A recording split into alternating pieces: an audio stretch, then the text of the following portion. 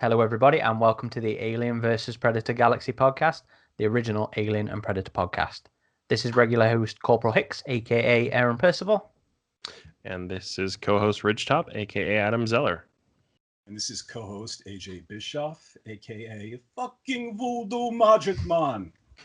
Very relevant. This is Xenomorphine, aka Eric Adams. Happy anniversary, Predator 2. Indeed. Yes.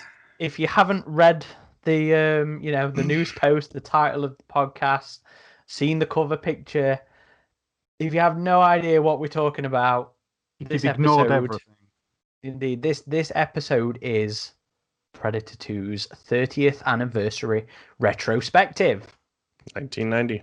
Yeah. And I'd like to preface this that we're celebrating a hardcore masterpiece today, filled with curses, filled with sex, drug use, and Gary Busey.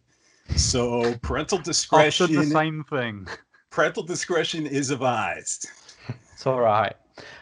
I am trying not to swear as much. I am to that one. That person algorithm that is mean, dude. No, it was the person that wrote in about it. I still haven't replied to him yet because I did not know how to go. Yes, okay, I swear too much. I will try to stop doing it. Yeah. It's easy to get in the habit of. But, yeah.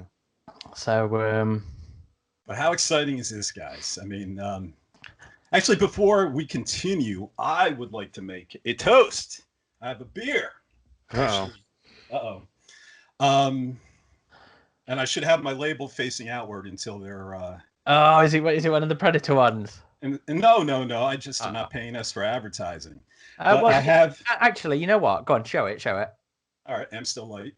So I'm still light. Great guys, if you want to sponsor the show, please hit us up on podcast. The official beer of AvP Galaxy. Great beers. Probably I've never had one.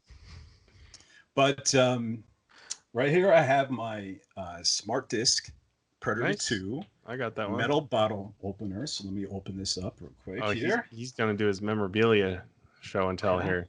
We're turning it video on YouTube. Now you don't throw it. Sorry for our listeners here. You don't throw it at the beer, guys. You just take it on top, lift the cap off. And everyone at home, lift your drinks up if you don't have them. So I got this Resident Evil G Fuel. It's a little early beer for me, but yeah, I'll share. So bottle of water. Let's just say here's to Predator 2. Thank you for what you've done for this franchise. Thank you for making me a huge fan. And like me and Eric, it's timeless. And it ages like a fine wine. So happy 30th birthday, Predator 2. Thanks for the candy. Cheers. Indeed. Notice we didn't do this for Alien Resurrection. Hey, that's not true. We also said it aged pretty well, but I think less people would agree with us on that one. But this is because it's so is upstaging me. AJ's upstaging me on my Predators love here. So and I also notice he's cutting off Eric. I can see Eric's just sort of like twitching a little bit with the praise. No. Eric, look out! There's predators behind you. Oh, background and everything. Yeah, for anyone who's not watching on YouTube, he has a predator background with the grayback and two of his cohorts. I do. Mm-hmm. Go on, AJ. Which ones are they? Let everybody know. Show the love. That looks like the Borg, right? The Lost Predator. Borg on the right, Brother Boar on the left, and then Elder in the middle. Ah, look at Adam. Brother Boar, doesn't he have a different name? Yeah, doesn't he have a different name? The one with the same mask as the boar, but not the boar. His body is like his skin tone's a bit more orange and white, and he doesn't have like the animal skin on his chest. I can't remember his actual name. We'll look that one up. Eric, look that one up. Oh, right, I assume AJ's doing it. I'm not sure that. You guys go ahead. Oh, and first, also for the anniversary, I have brought a certain blade. It's the nice. This is think you're trying to scare me now, man. I'm scared now. I can pay you $2 million in cash right now. Yeah, this is the blade that Goldtooth uses to kill Ramon Vega, the evil Colombian drug lord. Actually, I think he's called the Crack King. So there were three blades, I think, that were made. One was real, you can actually stab someone with.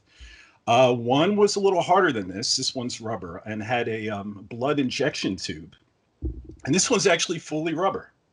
So, is that an actual? Is that a prop from the production? If you guys are familiar with the Planet Hollywood stores, they started closing all those restaurants and stuff like that. The ones where they have all the props all over the walls and I think there's still a few left. I don't know if they've closed. Yeah. But it was a big thing. It was owned by Arnold and Bruce Willis and Stallone, right? I think Stallone. Yeah. Yeah, and so they started closing all these restaurants and they started selling these props, and that's where I got Goldtooth's knife right here. Did you just happen to see it in there, and you're like, "How much?" No, they were selling everything. It was an online auction type $2 thing. million. It was online. Yeah. It was online, but I have the Planet Hollywood certificate. It's signed by one of the co-owners of Planet Hollywood. You know, behind the scenes businessman. And, so was that the one that actually stabbed the body that was hanging? Well, I think the real one... Or did they use the real one on a fake body? No, I'd imagine so. I think this is the one that they used around the actor who played Ramon Vega, you know, safely. And then they probably stabbed him with the one with the tube. And then the real one that you can actually kill someone with was probably just on his waist for show. So, but I do think this might have been one. So there were three. There were three. And that was the one he was kind of taunting him with. It was really quick, that scene. You hardly see the blade. Actually, when he unsheathes it, you don't even see it. You just hear the sound. And next thing you know, you see Goldtooth stabbing Ramon. So I guess the one with the blood tube, probably the blade could retract back into the handle. With a special it's very possible, yeah. But I'm excited to have it. Yeah, well, I bet, considering... this film is your favorite of the Predator films. Yes, one of my favorite films of all time. So, as we always do with these things, then let's start off with first impressions. You know, let's start off with the story. The first time that we saw these, that we saw Predator 2, and our feelings at the time, and how they've evolved. And nobody would be better to start this episode off with than you. So take us away, AJ. Right. So I'm one of the older folks. I saw Predator 2 opening weekend. I was lucky enough. Yeah, I was lucky enough to be a kid in a theater. And I had seen Predator at the time, and as an Arnold Schwarzenegger fan, I really liked it. I really dug it, but it never captured my heart. Not yet. But I believe going in, I was a little surprised, a little annoyed that Arnold wasn't back. Not as much as my friends. My friends were pissed off. What? Arnold's not back? Forget that, you know. But I was curious, and I watched the film in a 3-screen multiplex, which was a big deal at the time because a lot of theaters were just single theaters. So this one had 3 screens. And the lights dimmed, had my popcorn ready, and here the film starts, you know, and the camera starts tracking through the jungle, and it lifts to that Los Angeles cityscape. And the future, and boom, the title, and my jaw just dropped. This opening was amazing to me. It told me that this wasn't going to be some sort of hodgepodge, mad dash, cash grab of a sequel. This wonderful opening was a nod to the first film, taking me to the second film, and it was a signal to my young minds that care was being applied here, that it would be well thought out. And throughout that 1 hour, 48 minutes, I was like just totally taken on a roller coaster, and it was a ride for me. I just loved it. And throughout those 108 minutes, I fell in love with not another mindless psychopathic monster that wants to kill for the sake of killing or wants to eat our human flesh, but a creature that was more than that. It was a complex being with a code, with honor. Sorry, Aaron. With honor, with tradition, with history, with an ancient history.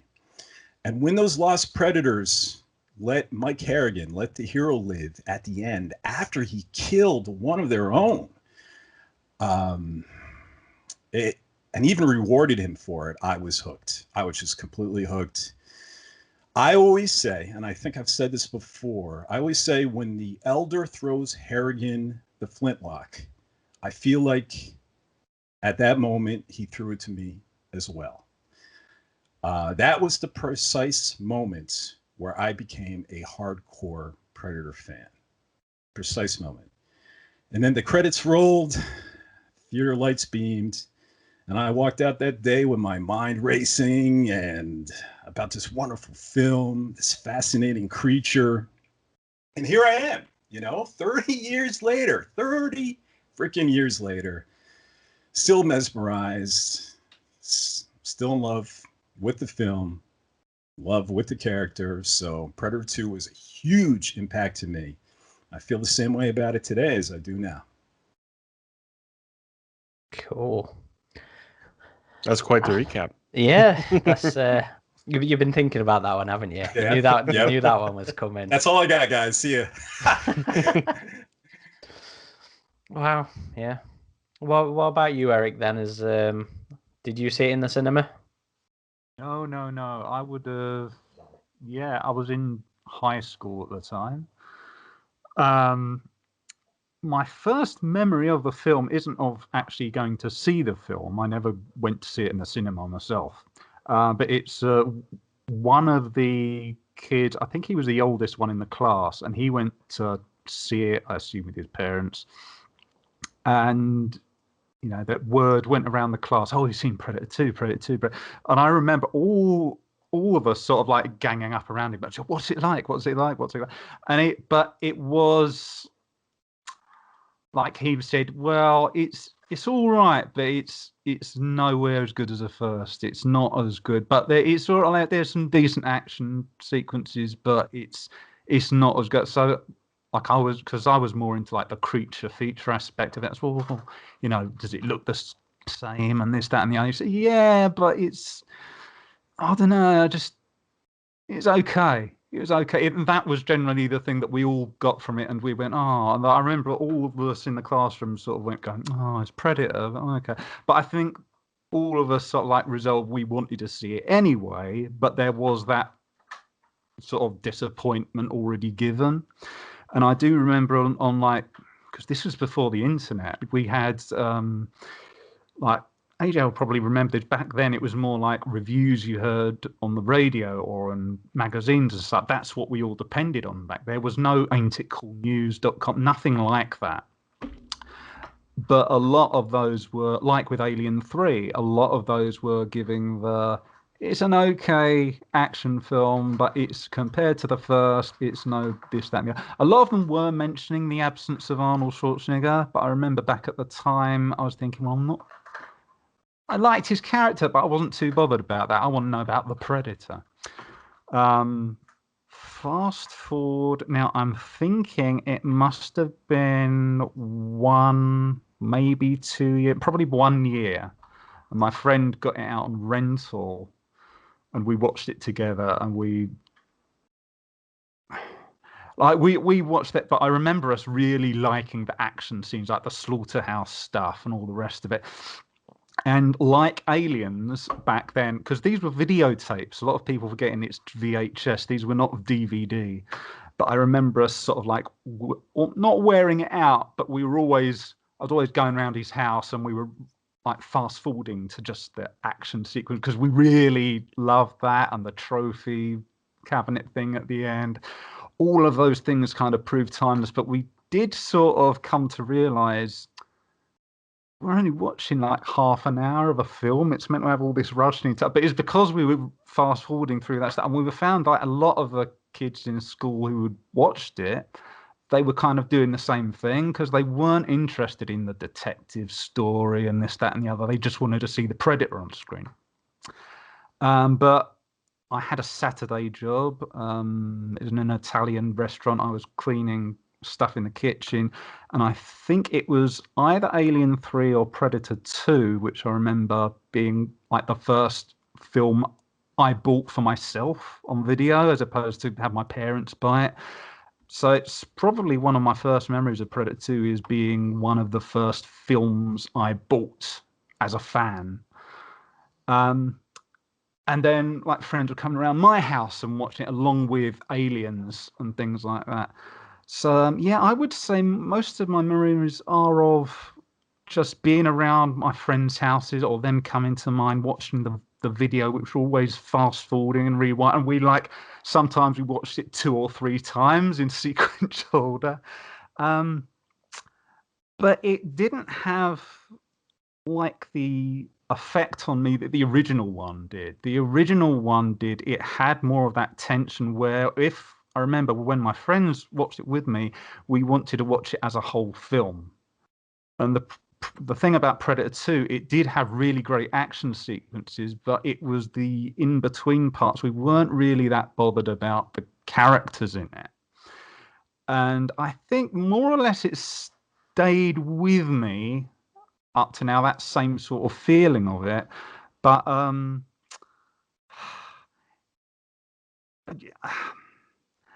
was like, now I can, like, I'm more analytical about it. Back then, when I was basically a high school kid, it was all about, yeah, predators, and yeah, they got these new weapons, and yeah, they got this, that, and the other. But when you learn to appreciate a film as a film, you start to realize, well, why are we just fast forwarding? Oh, yeah, it's because of this, that, and the other. So, yeah, I'd say my first memories are of it being one of the first films I owned, I got for myself, and of just it being more of like a social thing. You went around a friend's house to watch it, or they came around your friends to your house to watch it, and that kind of thing. And I do remember it, but it's just being a disappointment compared to the first. But I wasn't really understanding why I felt that way.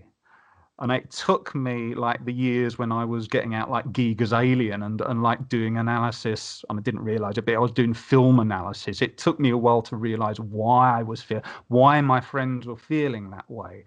So it was later on that I came to understand, well, why are these reviewers on the radio saying it's kind of generic? The creature stuff's good, but the story isn't quite there. And it took me a while to understand what did they mean by that. Because as a kid, it's like you're into, like back then, it was like the Sinbad films, like all those Ray Harryhausen films. It was just about the creature, like Clash of the Titans and Star Wars. And it was all about like starships and that kind of thing. And it took me a while to understand like the nuances and narrative structure and things like that. But yeah, my first memories were pretty much how great the action was. And also I do have to say how great the music was. And that was another thing. It didn't trigger me initially. It wasn't until later that I got the soundtrack and I understand that, yeah, this is actually an improvement on the musical score itself. Alan Silvestri did some really chilling stuff with that stuff, especially the stuff when they're in the slaughterhouse and the bit that plays along where Harrigan sees the trophies. It's really quite hair-raising musical cues and all that stuff. And again, I would have to say one of the first memories would be of it being one of my first film soundtracks I bought for that reason. Yeah, so my views have kind of changed in terms of I understand why I felt certain things. There are certain things I appreciate more these days that I didn't then. But there are also other things that I go, yeah, that was a bit generic. Like there's a whole slew of Alien references throughout the whole thing where when you're a kid, you don't realize and you think all these like cameras in the helmets they go, but it's clearly they're basically copying the scene from Aliens, but it works really well. Like when we did the Predators retro review a little while ago, and I think AJ was saying, well, it's got all these homages and it didn't work for him for that, but it like they kind of do them well enough that you don't mind.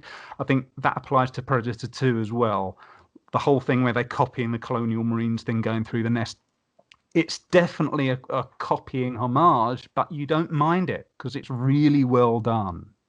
So yeah, that's my memories of it as I was then. But it was a day before the internet. It was a day before DVD. It was VHS. You had to rent it, and yeah. Adam, what about yourself? I was going to say we'll go age order there, but I don't think that was age order, was it? No. So I did not see it in theaters as I was 3 years old. So it wasn't till a little bit longer after 1990 that I ended up seeing the film.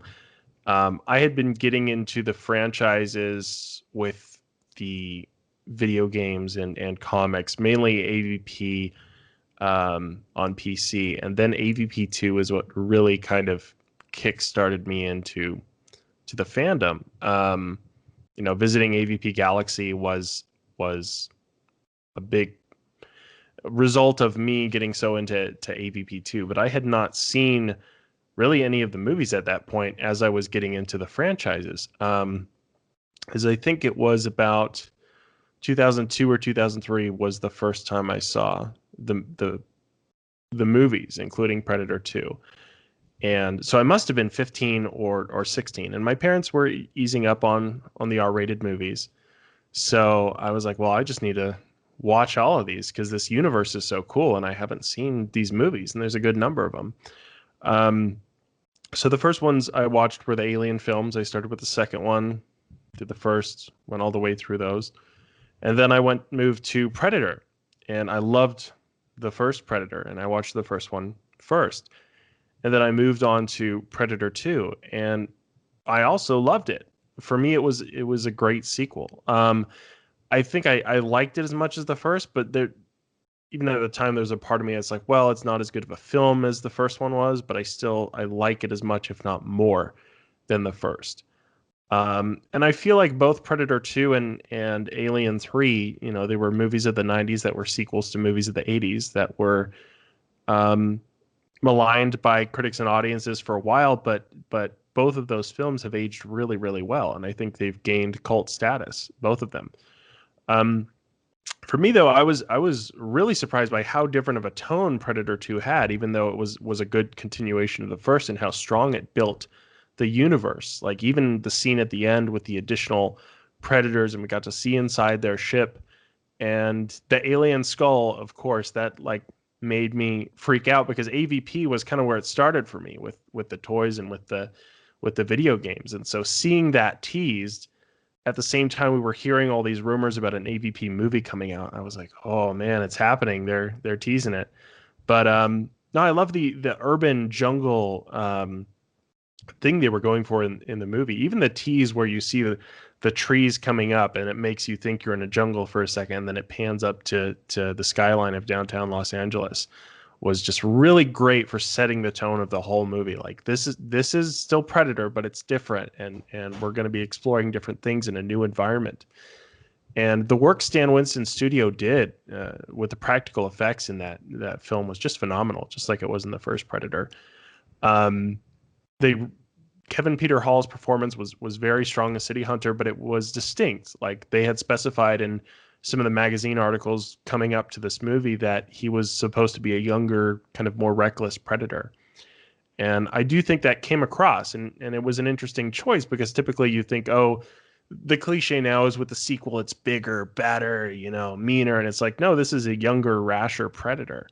And so, yes, there might be additional challenges with that, but he's not like built up to be like, oh, he's superior to the first Predator. It's like, no, this is a different Predator, and he's going to be hunting and acting a bit differently. So I feel the movie was probably better for hardcore fans of the franchise as opposed to mainstream audiences. Because like you were saying, AJ, I feel like a lot of people are like, oh, Arnold's not in the movie, but I don't think the movie really relied. Well, the franchise doesn't rely on Arnold. I mean, it's great to have had him back in Hunting Grounds after so long. But I think it doesn't rely on Arnold now. Yeah. I think we might have talked about this. Maybe it did at the time. But I mean, everybody knew Predator as an Arnold film. Yeah, it was an Arnold film. It was. But it's always Terminator without Arnold, Alien without Sigourney. It was a big deal not to have Arnold back. He was the #1 box office star in the world. Well, the other thing about one of the reasons why at the time, or at least their approach with the original Predator, was it was built up to be something that could beat Arnold Schwarzenegger. And typically in an Arnold Schwarzenegger film, he is the guy that beats the villain up, no problem. And seeing something that Arnold Schwarzenegger punched, and it was just like, it went to the side and it just did this sort of lip curl sort of thing, and then it looked back at him, and Arnold looked like he was going to shit his pants. That was a big thing at the time for an Arnold vehicle. So I think that's part of the reason why people were expecting it to. It was just the budget, right? It was his requested fee. They didn't want to go along with. He wanted to. I think it came down to the budget. He asked for too much money in the end. We're talking about Arnold coming back? Yeah. Well, I had read, I think it was in Starburst magazine, Stephen Hopkins, the director, did an interview, and he had meetings with Arnold at first. And there was no script. It was just a premise. But according to Stephen Hopkins, Arnold wanted to do it. He wanted to do it badly. But there was a scheduling problem. And it was less with Terminator 2, which was released the summer of 1991. But the film that followed right behind it, Kindergarten Cop, that he just couldn't block out enough space in his schedule. And 20th Century Fox just didn't want to wait. So according to Stephen Hopkins, he was all on board. And it was really just about getting it on the release schedule, and we're not going to wait for Arnold. Well, it was one of the producers talked about it recently, and I say recently, so it was probably a good couple of years ago. But it's probably Davis, John Davis, and they did say ultimately it came, at least he did anyway. This is like the Jean-Claude Van Damme thing, where you go back 10 different stories about the... what happened, and one of the producers did say it ultimately just came down to the cash. You're right, I read that, and unfortunately with Predator 2 there is such misinformation, and I think Eric's going to actually bring up a topic a little later in the podcast, but where there's just like 5 people saying 5 different things, and it's like, what's the truth here? So, but I don't mean to interrupt Adam here. No, I'll just cap my experience here, but I've always liked it, and I feel like it's grown on me even more through the years. I have even more of an appreciation for what they did with that film. There are a few things that are kind of weird to see in retrospect, but I think that was just a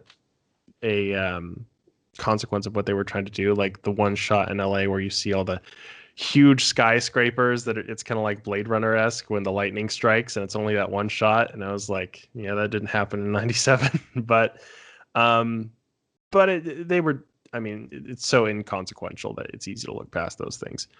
But for me, it was a very distinct film that made an identity for itself, and it was super entertaining. It had a great cast. It had great music. Even though Silvestri was back, I feel like the music was more intense and more tribal than it was in the first one, which was more kind of ambient and low key, with the exception of when the action ramps up. But this one was more... It had a greater number of like moments of intensity with the musical score. It was more melodic. Yeah.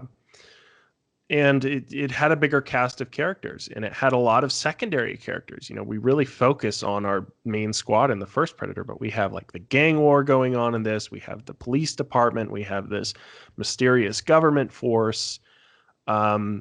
So there was a lot more elements at play in this one. We have the sleazy news guys coming in, like the big cast of entertaining characters. So I feel like Predator 2, it is an awesome film, and it probably, I know Aaron, you and I are like, well, Predator 2 or Predators, it's kind of like neck and neck for us, but I feel like it'll retain its cult status. If anything, maybe it'll grow with that and be, I don't think it'll ever be as respected as the first film was with what they did, but close second, a very worthy sequel. So yeah, I watched it again recently, and it's always a fun watch. So like Adam, I didn't come in through, I didn't come in through Predator, then Predator 2, Aliens, Alien 3. I was all over the shop with both of the series because of the way I was introduced to them. So, I didn't see the films first. With Aliens, I experienced Ride at the Speed of Fright, which then meant I watched Aliens. And then after that, I went on to Alien 3, and then I had to wait years to find Alien on Sky Movies. And then I didn't see Resurrection until I got the Legacy box set. And with Predator, my introduction to that was through its association with Alien. It was through AvP, the game classic, 1999, 2000, whatever, gold. So I think I played the game before I saw any of the films, and I remember sort of begging my dad, "Can I watch Predator, please?" Because he had the first one on VHS, and he was being like, "I don't know about that." I was like, "Come on, it's just a guy who's pokes somebody with a stick. I can deal with it. It's fine." How old were you? So I think I would have been about 10 when I saw the first one. I have a really funny history with it because my dad let me watch it when I was 5, Aliens when I was 5, which then gave me 5 years of nightmares until until I watched it all the way through when I was 10. And it's the same sort of story with. You saw him younger than I did. Only Aliens when I was 5. Then I mean even 10. Like I didn't watch them until like my early to mid teens. I think is when I got started. Well, I was playing the game at 10, classic. Yeah, 2000. You said to your dad, "Oh, it's just about an alien who pokes people with a stick." With a stick. This was me underplaying it. This was me being like, "Come on, you've let me watch Aliens, you let me play the game. Come on, let me watch Predator, please." And I don't know whether he was just in an awkward mood that day or whatever. The slippery slope commences. He lent me the VHS, and I watched it on my VHS player that was older than I was. Funnily enough, the first thing my dad ever brought with his paycheck was my video player, my VHS player that I had for years and years and years, that he had for years and years and years. But like with Alien and Aliens, there was a huge gap between seeing Predator and seeing Predator 2, but I was still obsessed with all the franchises, with Alien vs Predator, and with Predator. But it was this obsession without necessarily experiencing it all. It was stuff that I was reading online. I used to visit AvP News a lot back then, although I waited till the required age of 13 before I actually signed up on the forums. But I spent years, visiting them, visiting the website and reading other people's opinions and stuff like that. So I went into it knowing that a lot of fans, AJ's a bit of an outlier back in the day. Not so much now, but back in the day, Predator 2 wasn't massively well loved by fandom at the time. It's very much a bit of an Alien 3 situation. So I knew the various bits and bobs about it, whatever I'd read, and I knew the impression was just that people didn't like it, and that Arnie not being in it was the big bugbear. And I think I eventually saw the film when I was about 13, because one of my mates at school was into horror, quite a lot, horror and sci-fi. And I remember I used to borrow like Jason VHS off him. And he eventually lent me Predator 2 on VHS. And again, a bit of an Alien 3 situation in terms of, even the friend said to me, "Are you sure it's not as good as the first?" And that's like what my dad said to me when we moved on from Aliens to watch Alien 3. It was like, "Are you sure you want to watch it? It's not that good."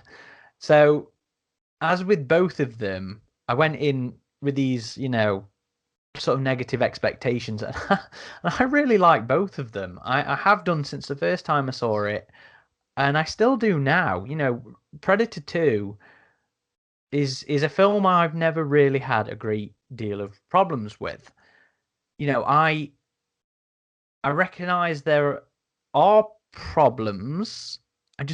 I enjoy them in spite of the problems.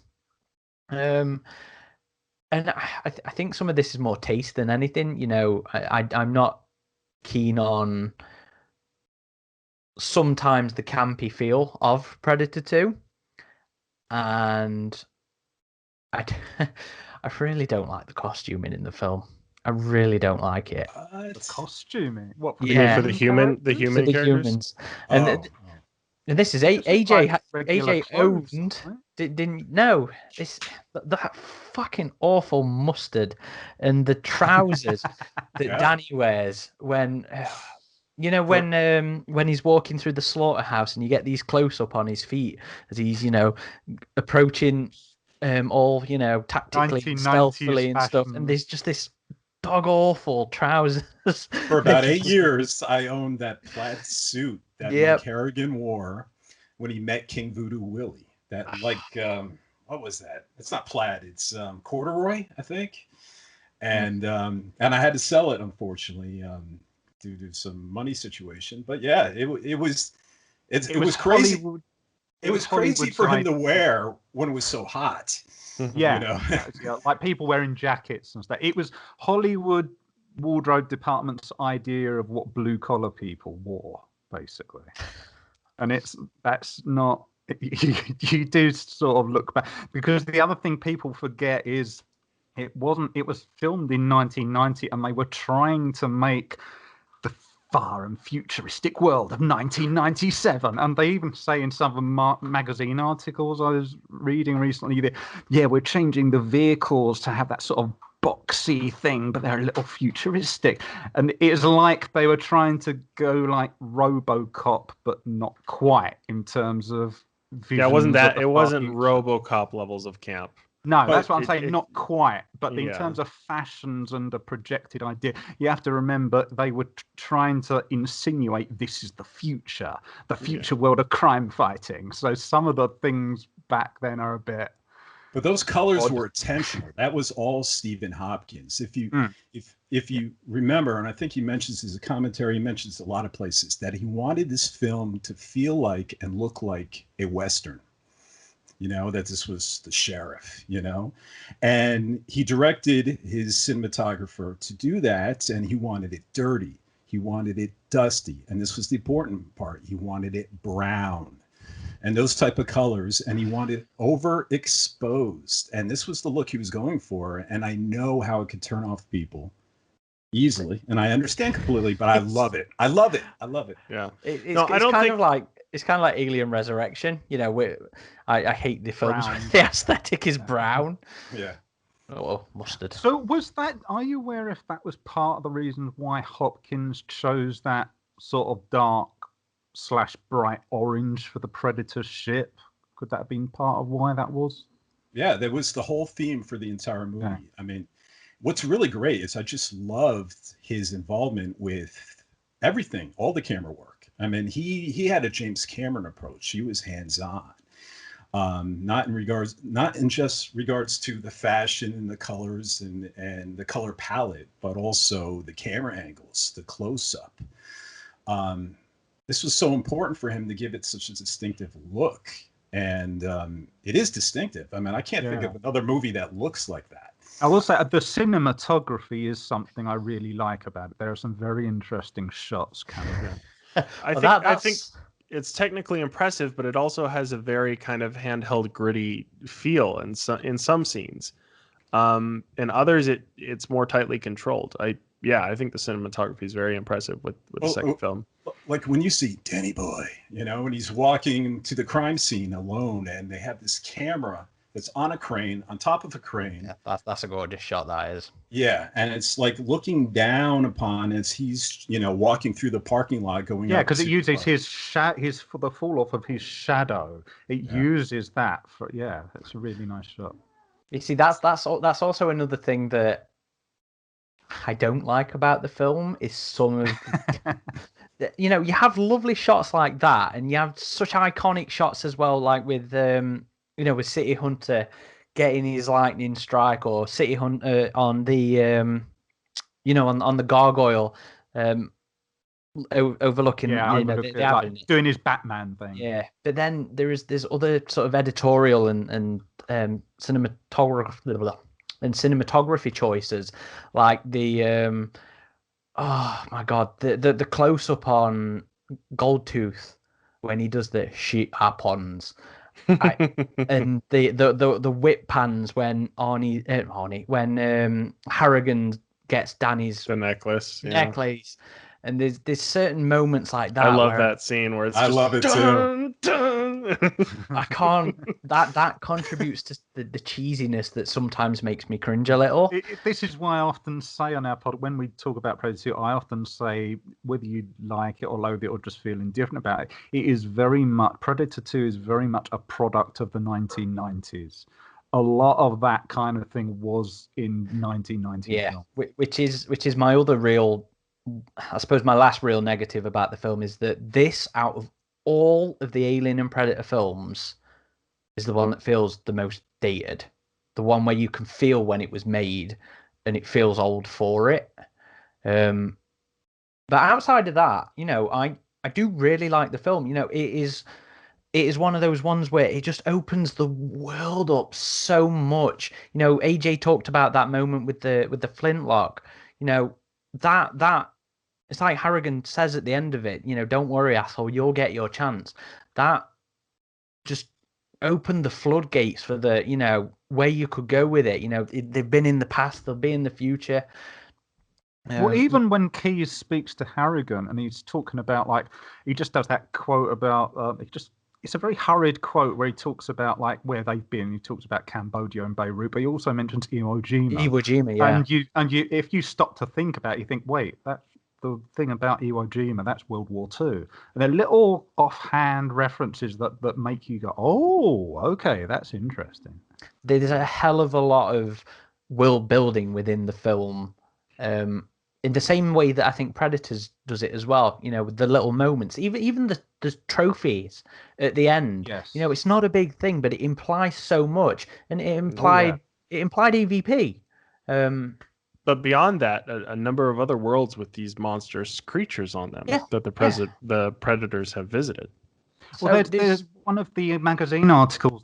They're talking in the making of it, like before it had been released, and they say, well, we're not going to make it like Star Trek, where you see the spaceships and you see how they work, but you will see the spaceships and you will just instinctively know that's what it represents, that's what it means, that's what it implies. And we've talked about before with Alien and the space jockey. It's a similar thing. You just you don't need to have exposition talk to the audience. They understand, they know it. Although the only weird thing about the spaceship is it's in the sewer system or something, and it just, when it breaks, it's meant to go plow through Los Angeles and come out, and you think, why aren't the buildings falling down?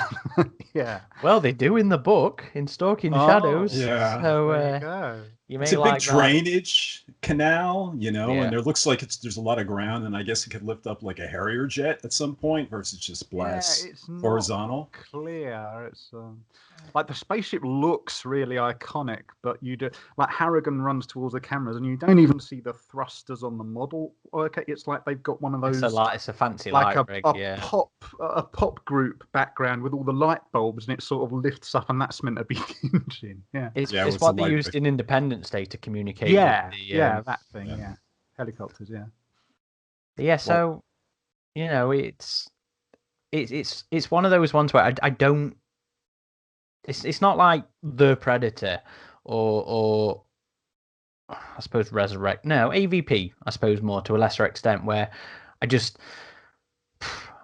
well, no, it's unfair to lump The Predator with the first AvP as far as I'm concerned. The Predator and Resurrection, as far as I'm concerned, are irredeemable films when it comes to. Well, no, because when we did our Resurrection report, we did. I didn't lump Resurrection in. Don't worry. Okay. Did I say Resurrection? I meant Requiem. Sorry, I meant Requiem. It's not like Requiem. And I was agreeing with you. Hey now. Wait a minute. They are irredeemable films when it comes to these. No. I enjoy Predator 2 as much as I enjoy Predators, as much as I enjoy Predator. The same way I enjoy Alien as much as I enjoy Aliens, as much as I enjoy Alien 3. It just depends on mood as to what I fancy watching. And though there are certain things in it that like Alien 3, where I'm like, I enjoy the film a lot in spite of those issues. They are so minor to me. I'm aware of them, but I don't care about them. And I feel like Predator 2, even if it is a little campy, it still feels grounded and real. It keeps one foot there too. Like it never pushes to the level of satire like RoboCop or even like Starship Troopers or anything. It's like this feels like Resurrection. I personally feel it does. I don't know doesn't do it as bad as RoboCop, but I do feel there are times where Predator 2 definitely edges into that territory. Personally. Really? Yeah, like the main part is that whole thing where they have this really masterful tension where Hopkins, he has, with the medical scene where the Predator's fixing itself. I knew that was where you were going. But this is the major example of it. He does that so well. Even the stuff where he intersperses it with Harrigan. He has the birds flying up, but he's dealing with his fear of heights. It's really masterfully done. You get all this tension, and you just intersperse it with that stupid old woman scene. And it's I love that scene. He gives a shit. I don't think he gives a shit. Yeah, I love that scene. If they deleted, respect to the actress was perfectly fine, but that part of that character, they just took that out. That sequence would have worked so much better. But the entire film has an element of comedic nature to it, so I think at that point it doesn't really feel out of place within the film. Well, that is probably the worst offender in terms of that. That's why I say when it starts to feel RoboCop-y. But even then, that's such an there is so many elements of Predator 2 that give it this. Again, I said iconic with the shots as well. I think even moments like that quote is so fucking well known. Yeah. Come on, it is, but that doesn't mean to say it should have been in it. I think the old lady part should not have been in there. It should have just been that part where it's the Predator healing itself, Harrigan come down under it, and then it just breaks out of the bathroom or whatever it would have been, and it just goes through there and he goes into the elevator. That would have worked. That moment of levity is too on the nose for me. That, to me, I bundle that in with the part in Alien Resurrection where General Perez gets the back of his skull going, and he sort of like looks at it in that. So, and you just need him to put on a funny voice. And in this part, Predator 2, it's an old lady putting on a funny voice, going, I don't think he gives it. It doesn't belong there. It's like it feels Terminator 3. I think it's just one of those quirky bits of the movie that works in its favor. Honestly, like the movie it's a fun film, and for me, maybe that cheapens the tone that maybe the first film established a little bit, but I still feel like it didn't ultimately damage the film, at least in my eyes. It's probably one of the franchise movies I've seen the most, I think, Predator 2. Because I remember I watched them all. The first time I had ever watched Alien 1 through 4 and then Predator 1 and 2 all in order was 2003.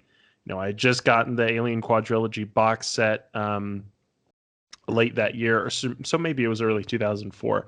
But we were getting more news about the AvP movies. I was like, I'm just going to watch all of these in a row pretty much over the course of a few days. And I feel like Predator 2 was it felt one of the most significant ones in terms of franchise building and world building.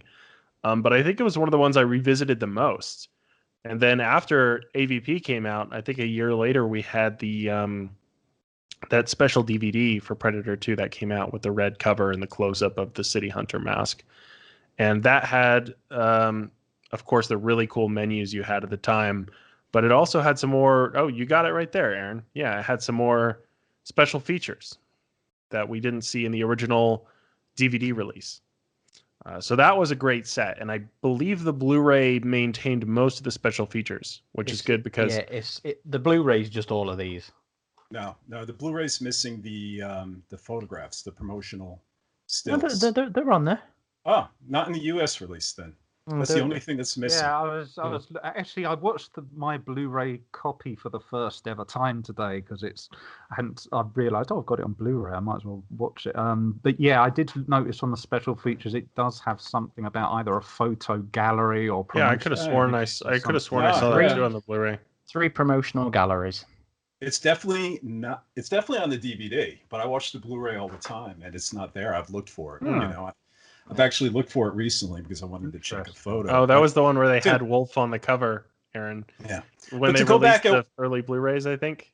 Well, they did it with the with one of the DVDs too. They did it with the definitive editions of the DVDs, because I think that was actually one of our first sort of looks at Wolf. Yeah, and we were like, wait a minute, that's not City Hunter. That's when they used the AvP alien on the Aliens cover as well. Oh, yeah.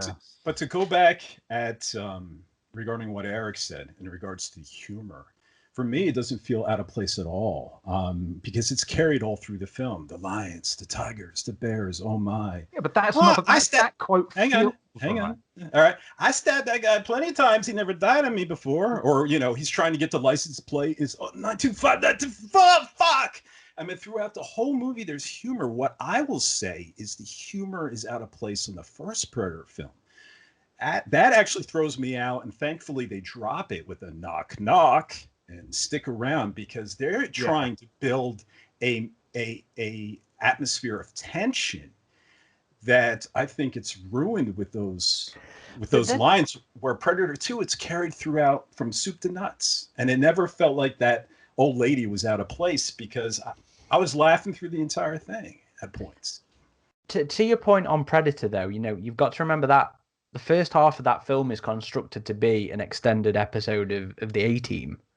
No, there's a lot of suspense with Billy climbing the chopper, the little drums you hear. I don't know. I disagree. They're building a lot of suspense. When they find the mutilated bodies, that's when your first clue. It's very suspenseful. It's very serious. And the actual attack on the guerrilla camp was apparently meant to be a parody of films at the time, but I agree, they shouldn't have had that knock knock sort of.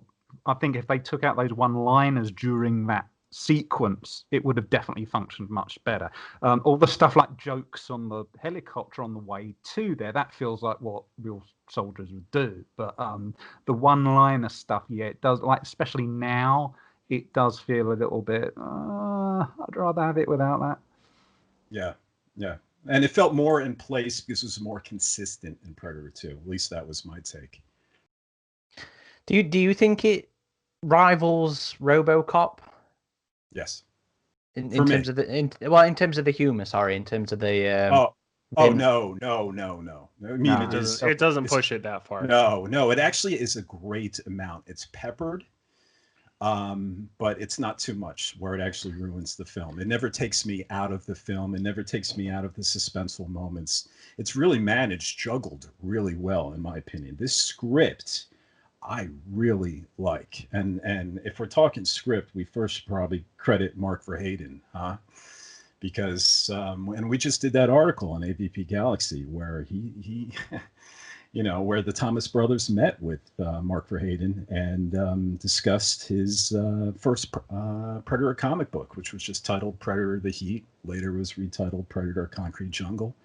And that became the building blocks of Predator 2. And I've always felt it was a crime. Mark's okay with it, but I always felt it was a crime that was never mentioned in any of these magazines, in any of the documentaries, in any of these supplementals.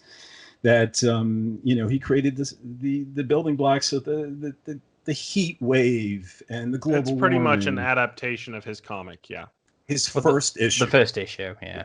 Yeah. He pretty much drops everything else, issue 2, 3, and 4. And thankfully, because Thomas Brothers seem to have, I mean, no offense to Mark Verheiden, but I think the story pretty much nosedives. I love a lot of his other stuff, but that first issue is like a classic 80s, early 90s renegade cop film. And like I said, it had the competing gangs, and it had the Predator taking out these gang members, and it was just so similar. And I still feel it's a shame that it's not trumpeted other than the fans. And if you do want to learn a bit more about that, it is in the article section on the website, and it's there's also a video version on our YouTube channel. So go and watch that. AJ did a cracking job writing that up. Thanks. Yeah, but really well done. They said the first draft flew out like in a period of 3 weeks. The Thomas brothers, but the Thomas brothers said in a bunch of the articles that they were really excited to offer a wealth of background about the Predators that they couldn't include in the first film. And they called it, this is important, they called Predator 2 the Bible. And that's a quote, unquote, the Bible of Predator. That it clears all the questions not answered in the first film. You know, that these are a race of hunters and sportsmen. It showed the spacecraft for the first time. And this is important. It showed that the Predator is not a psychopath, that his motives and agenda were pure among their code. And as Stephen Hopkins explained, another quote, that these are honorable creatures in their state of mind. Now, we could object to hunting. We could absolutely object to hunting. I object to hunting. I've never killed an animal in my life, never want to. But here in America, it happens all the time. And then people go to church, they sit with their family, they enjoy Thanksgiving and what have you. And they feel like they're living honorable lives. And so does these predators. We're lower life forms. And I think the predators are probably more honorable because they're hunting prey that can fight back and prey that is worthy. They're warriors, you know. That's fair. So. Fair point. Yeah. But it was really exciting. And Aaron had mentioned about the script, you know, setting up for a third film. And it was nice. They really set up, I think Kevin Peter Hall said there was a huge doorway or a back door that you could drive a truck through in regards to a sequel of for Predator 3 where they wanted to go. That was in the Fangoria article. It was funny, Jim and John Thomas in that same article, they said, oh, maybe they'll go to their planet. So, well, I was actually talking about the actual flintlock. That was the actual it was doorway. Really wasn't. Yeah, that they were going to go in the past and explore that. Go ahead. Yeah, no, and they did in one of the comics, but it would be cool to see it because that's where we haven't really seen the Predator series go, is in the past and also in the far future. Would be kind of interesting.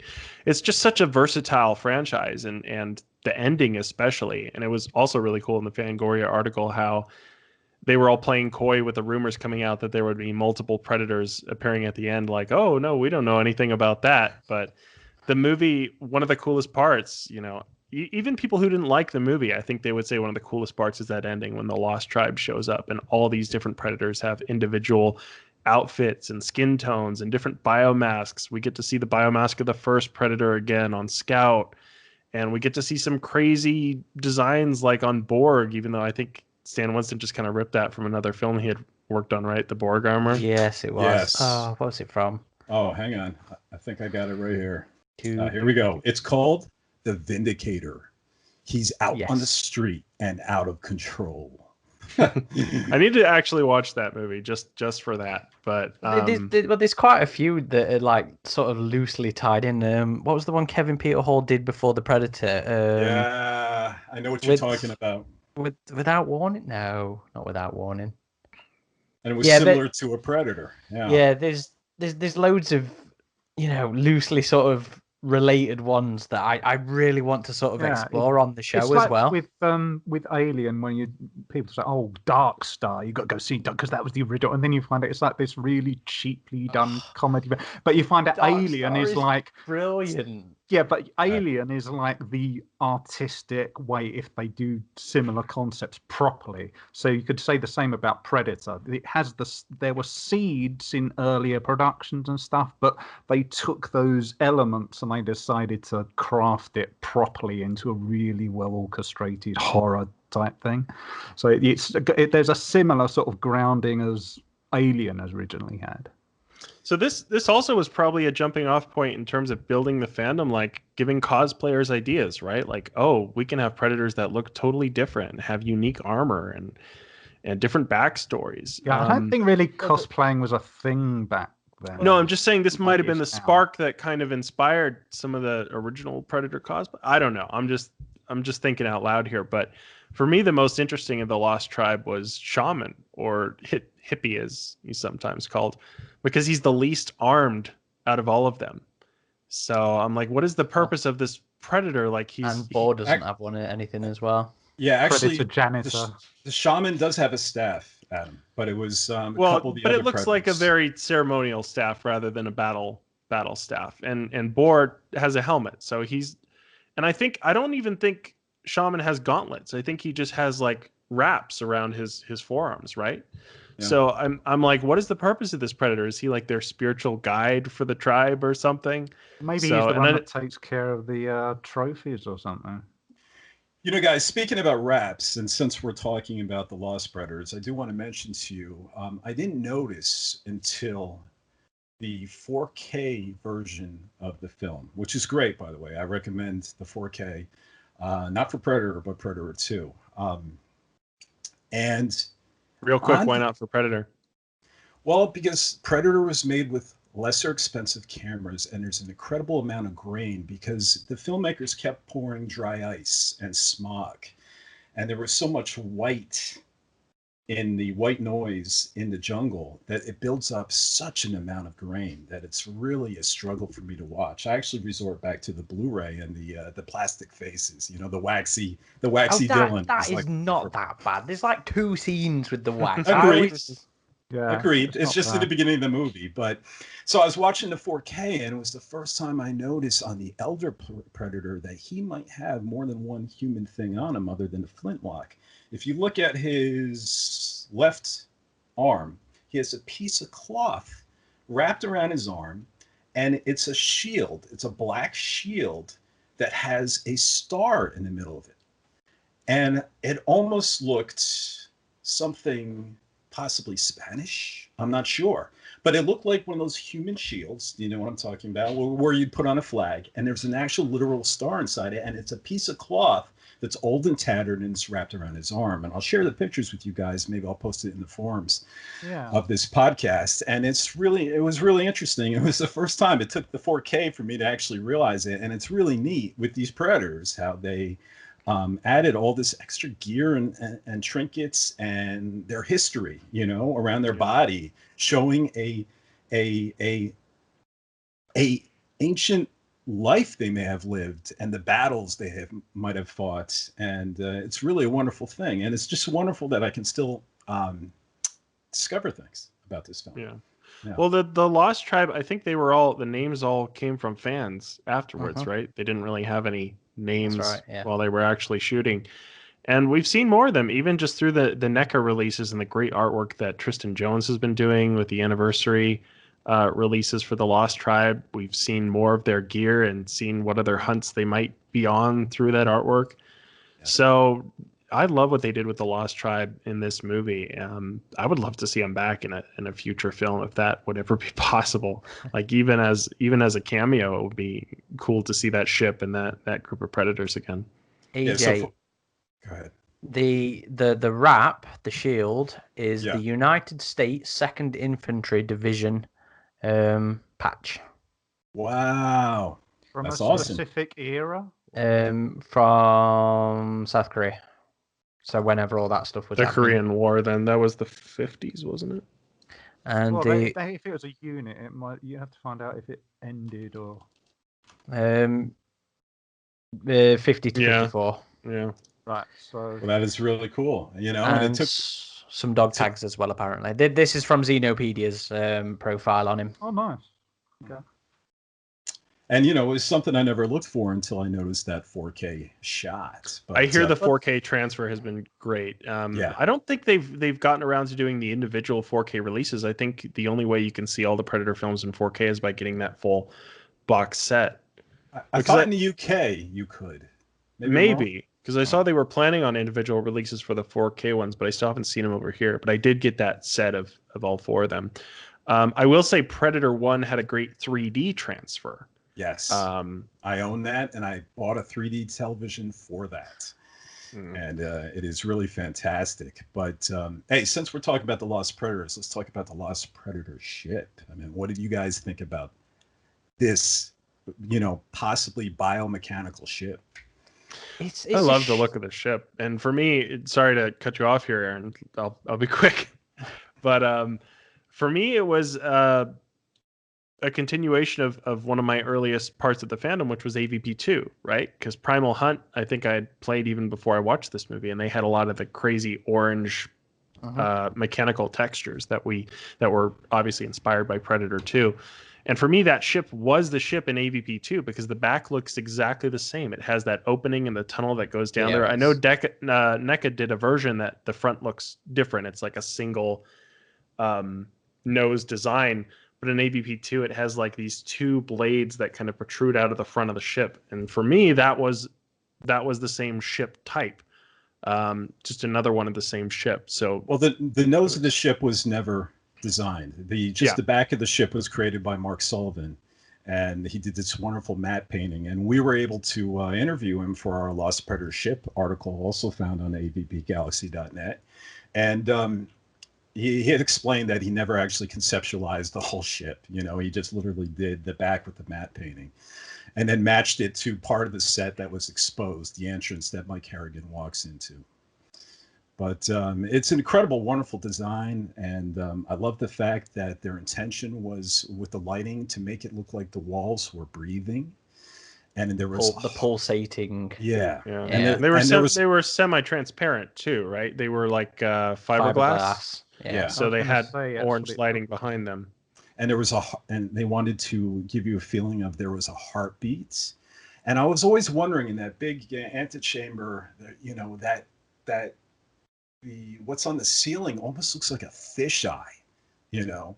And I just love that touch. It was beautiful work. And I've never been able to read actually about that ceiling, but it really gave it look like, and there were no knobs, there were no dials, there were no switches. You know, apparently there was like an implication that. Well, we never did see the cockpit if the ship indeed had a cockpit. Well, yeah, but there was an implication that unfortunately was missing in the film, that there was just some sort of symbiotic relationship between the Predators and this Lost Predator ship that was really wonderful and broke my heart when it was never carried over to like the AvP films and so forth.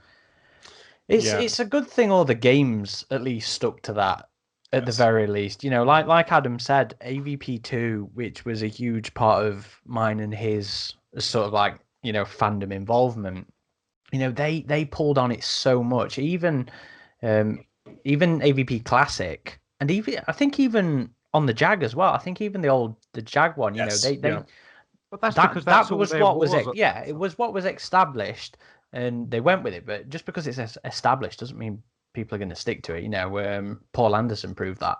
But you know, it's such a unique look, such a unique identity for the Predator to vessel that stands so on its own, like the Derelict does. You know, say that. It was so unique. You know, AvP, the film, and Requiem, you know, it's a far more generic sci-fi alien thing. The Star Destroyer look.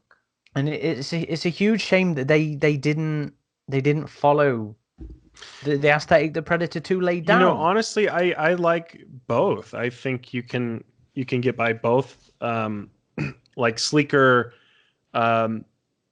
silvery designs, and you have the more orange tones as well. Like, for example, the comic Bad Blood, where you have the Bad Blood ship looks kind of like a Predator 2 style ship, where it's all complicated and crazy looking on the inside, and then the Enforcer ship that's chasing him, it has like a bridge inside, and it looks a bit more minimalistic. So even the ship we see in the first Predator film, the exterior of the ship looks less complex than the exterior of the ship in Predator 2. So for me, it's just like they have all different types of ships for different types of tribes, and some might be more minimal and some might be more crazy like they are in Predator 2. I mean, you can always headcanon the aesthetic changes for everything. That is and even behavior and stuff like that. With Predator, it's so easy to just explain it as well as, oh, they're a different tribe. They have different. Yeah, I will say, I think the ship. Okay, in AVPR, the inside of the ship, even though it was like silver and it looked kind of like the aesthetic of the first AVP movie on the outside, and the inside it had a lot of steam. There were a lot of piping on the walls, and it looked dark and kind of cool and mysterious. I feel the ship in The Predator was a bit too minimalistic Star Trek-y. Like, it felt like AVPs. I think it took the minimal aesthetic further than AvP did. The thing is, I wouldn't personally call it unique, because I remember even the first time I saw it, I remember, and this even goes to some elements of how they changed the Predator's armor for Predator 2. Although I will preface this by saying I didn't mind it. I think it really suited it well. But especially with the spaceship at the end of Predator 2, it instantly reminded me of the Klingons in the Star Trek movies. That you look at the inside of the bird of prey, it's very similar aesthetics. What worked for it were those Aztec / Mayan South American, Mesoamerican engravings on the wall. That's what really, because what that did, it did it the same with the derelict in Alien. That gave it a sense of history. It gave you, it was weighted in history, in the same way that in the original Predator film you had Anna talking about, the demons who make trophies of men. It was a similar thing, and it instantly, with a lot of viewers, I think at least subconsciously, it made them think, wait, does that mean the Predators might have influenced South American ancient culture? Which is obviously what they ultimately did with the first AvP film. But those engravings on the wall, that's what really helped it. And of course, they had those big, 4 monoliths in the center of the room, which also weighed it down with it. It felt very ceremonial, especially with the trophy wall right by there. And of course, you had to also wonder when that closed up, when they were lifting off, you also began to wonder, well, wait a minute, does that mean to say there were other trophy walls with skulls we never even saw? What if that was just the trophy wall that happened to be open? So it had a very nice origami type look, which, especially on the exterior of the hull as well, fitted really well with, it looked like if you made a spaceship out of the Predator's gun, out of the Predator's medical pack. It all sort of had that cohesive aesthetic, which made it feel cultural in a way that you see the the Star Destroyer type thing in AvP. It doesn't have that. And so I think the Predator 2 look is probably the best we've had so far. I never got a Star Trek feel, like a Bird of Prey feel out of the film. Yeah. I can't see that. I mean, the only possible connection for me would be the slightly redder tones. Other than that, the Star Trek connection for me was that it had a tribal feel, which they worked into a lot of Klingon stuff.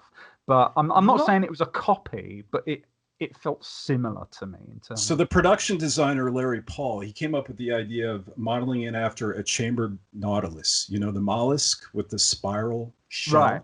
Yeah. With the compartments, which is really cool, by the way, because apparently this mollusk can squeeze water out of the compartments. And as he becomes more buoyant, rise above the water or lower himself all the way to the bottom of the ocean floor. But I thought it was a really fascinating design, and still something I don't think I've ever seen before, other than the idea that this is really a biological creature that they probably or possibly captured and is harnessing for its power. That we've seen in Star Trek Encounter at Farpoint, Farscape, Lex. That idea I've seen before, but the actual aesthetics, this still feels like brand new to me. So can we talk about the cast, guys? Yes, I was going to try and lead us onto Harrigan, especially because of how we talked about earlier. That complaint, it's not Arnie was. So Harrigan, I mean, Danny Glover's is a big man. Yes, he got physically fit. He's 6 feet 4 inches. I don't know how that is in the UK. And he's 220 pounds, and he got in shape. He actually was like 40 pounds overweight because of the Lethal Weapon films, that he was close to retirement. They wanted to make him pouchy. But that guy was muscle bound and imposing, sometimes in a way more than Arnold, because he's taller than Arnold, and he was thick and he was scrappy, and I thought he was terrific. I mean, he wasn't a leading man, and he never has been. That was his chance. I mean, in Lethal Weapon, you can say, well, his name's above the title, but Mel Gibson was the star of those movies, And the movies lived and died with Mel Gibson. And unfortunately, this didn't work out for Danny, but I just loved him in the role. Yeah. And Stephen Hopkins indicated that the producers badly wanted Steven Seagal. I'm not sure if all of you are familiar with him. That would have made you feel even But more dated. I've 90s always that. said that Predator 2 feels like a Steven Seagal film, so that to me is very interesting. Well, no, Danny Glover was a great lead for the film. It's funny, he played a cop again after this in the first Saw movie. So he just plays those hardened cops, man. That's what he does. But he had a great personality as the hardened cop in this movie. I still haven't seen the Lethal Weapon films personally. I need to watch those. Lethal Weapon was before this, wasn't it? Yes. So he came from being a cop as well.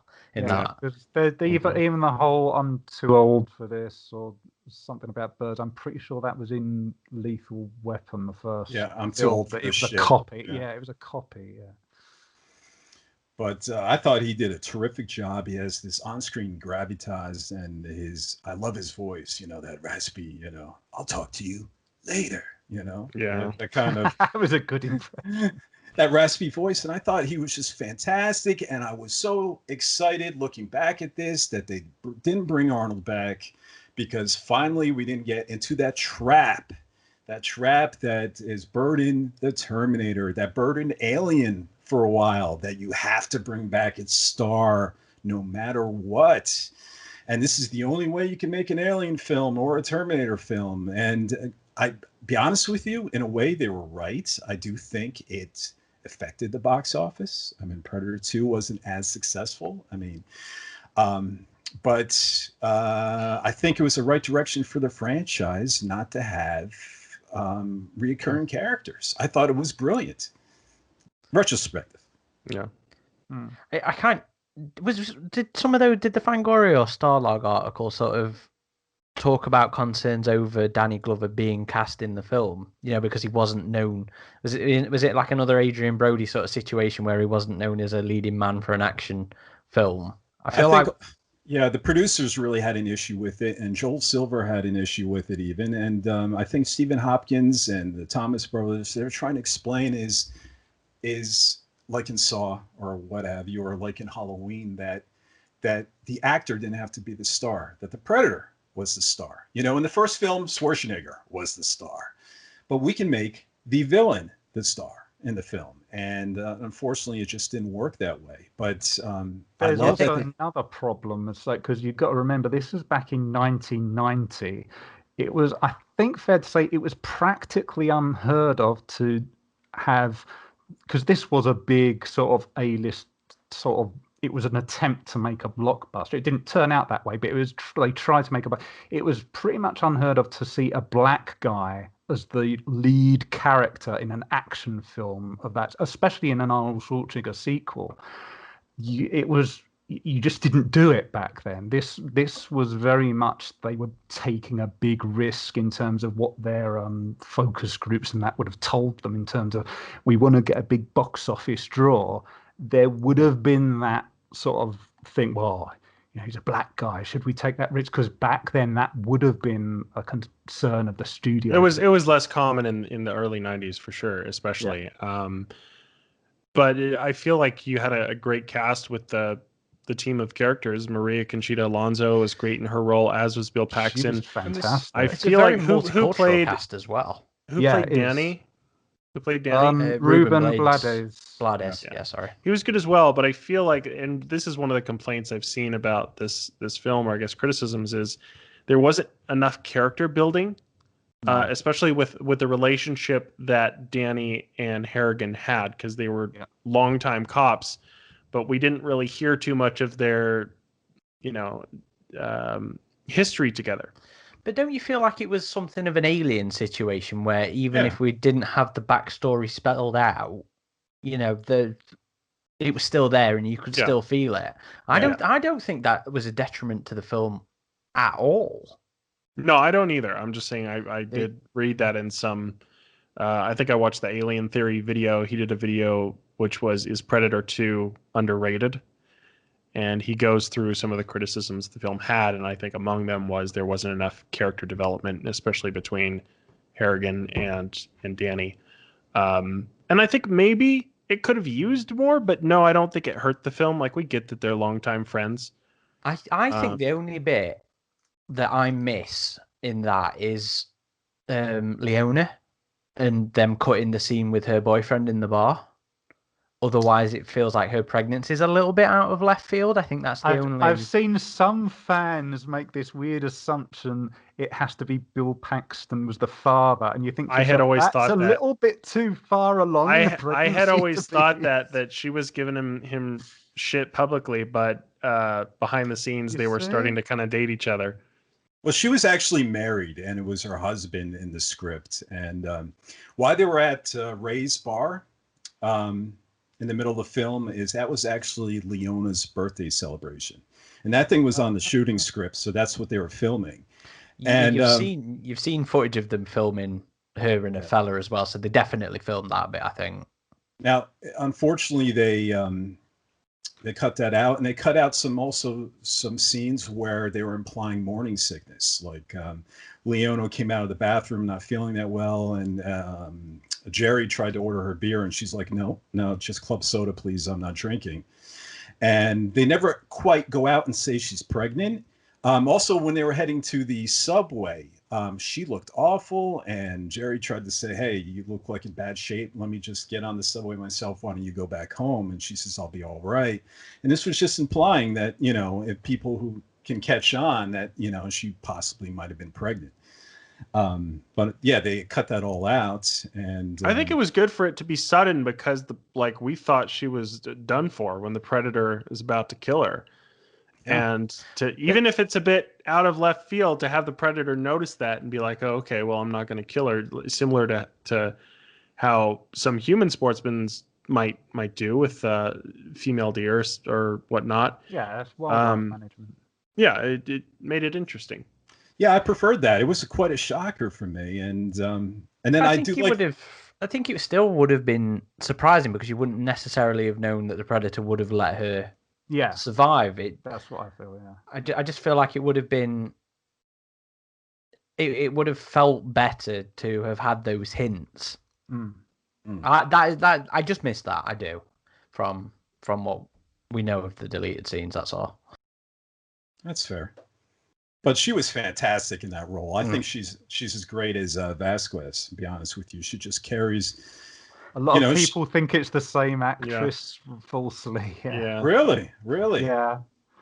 Well, isn't Jerry Lambert related to Hicks? Not Hicks. Hudson. Wash your mouth. Sorry, Jesus. Hudson. He's his ancestor. Yeah. That's one of those fan theories, isn't it? Yeah. Isn't that the latest fan theory? Yeah. No, not latest. That's been around a long time. Since the 90s, yeah. Now it's and funny then we have, of course, Gary Busey in his role. Yes. And of course, Danny Glover worked with Busey on Lethal Weapon as well. Now, Stephen Hopkins said in an interview with Starburst magazine that he wanted John Lithgow. I don't know if you gentlemen know that actor. That would have been so weird. That would have been interesting, actually. He would have introduced a lot more subtlety in that. I felt completely different type of actors, aren't they? Gary Busey is Gary Busey. You're going to get what you. So for me, he was one of those, Busey plays a role as Busey, but for me, that character was way too over the top, considering the position he was meant to be. I think it would have been better to have a more nuanced one who didn't at least come across as a tad on the psychotic side. I honestly, I didn't get that from his character. I mean, you do have those funny bits in the special features where he's like, the predators from another galaxy and all that, but pink particles. Yeah. But I think he acted the role fine. I don't think the character came across as crazy or over the top, except for maybe when he started fighting the predator, but then it's a life or death situation. So I'm like, okay, maybe he's just. I mean, that character was rewritten, because that character apparently was going to be the one that Arnold was. He was going to be Dutch in that role. I think this is the urban myth kind of moments, one of them, because they never wrote a script with Arnie in it, with Dutch in it. So Okay. the first draft had keys.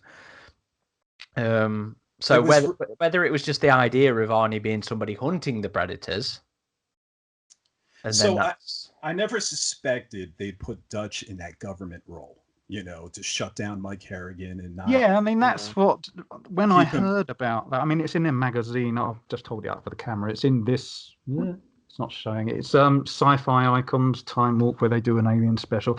It's got it written in there that was the character. But whenever I first heard about that rumor, I thought Dutch wouldn't really be, if it was rewritten, it would have meant to be he was like a veteran and not this, because that's what he didn't like about Dylan, that he'd become this sort of operative behind a desk, and it wouldn't have suited Dutch at all. And that's why I think Hunting Grounds was effective with them bringing back Dutch. Is it was like, well, he works with OWLF, not for them. So I think it was good for them to specify that.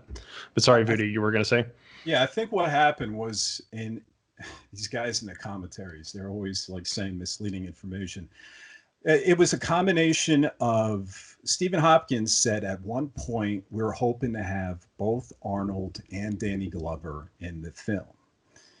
Now, when the Thomas brothers are doing their commentary, the Thomas brothers say Mike Harrigan's role was always intended for Arnold. They said that point blank, cut and dry, period, end of sentence.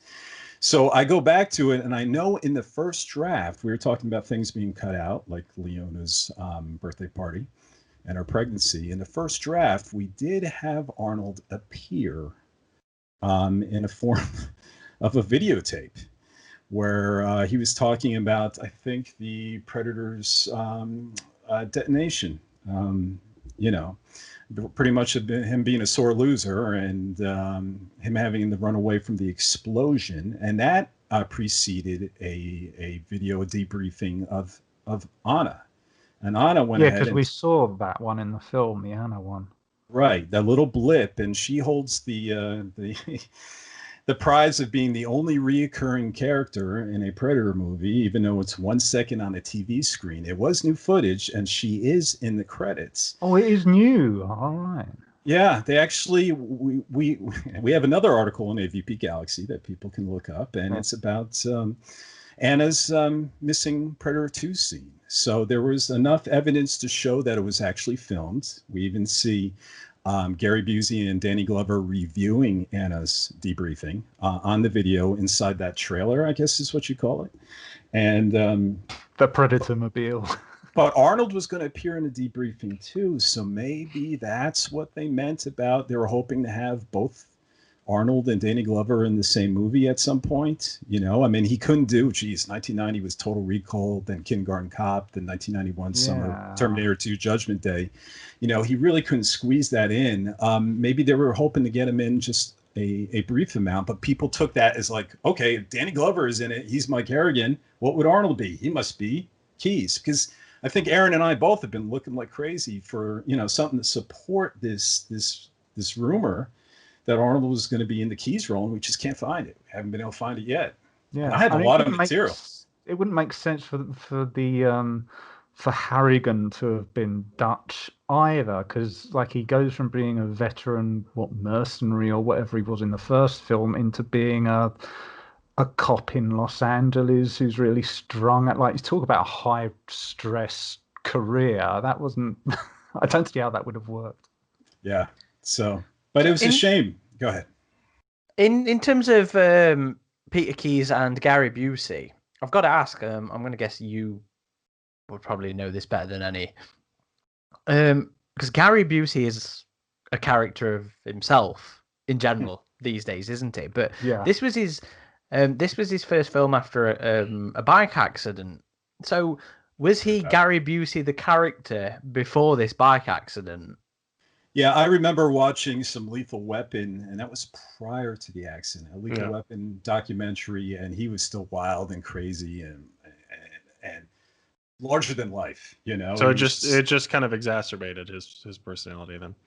Now he did have a lot of problems with drug abuse, And that was one of Stephen Hopkins' concern. He had said that, I think, in a Starburst interview, that why he wanted John over Gary was because he was concerned of that abuse, I guess maybe of a relapse.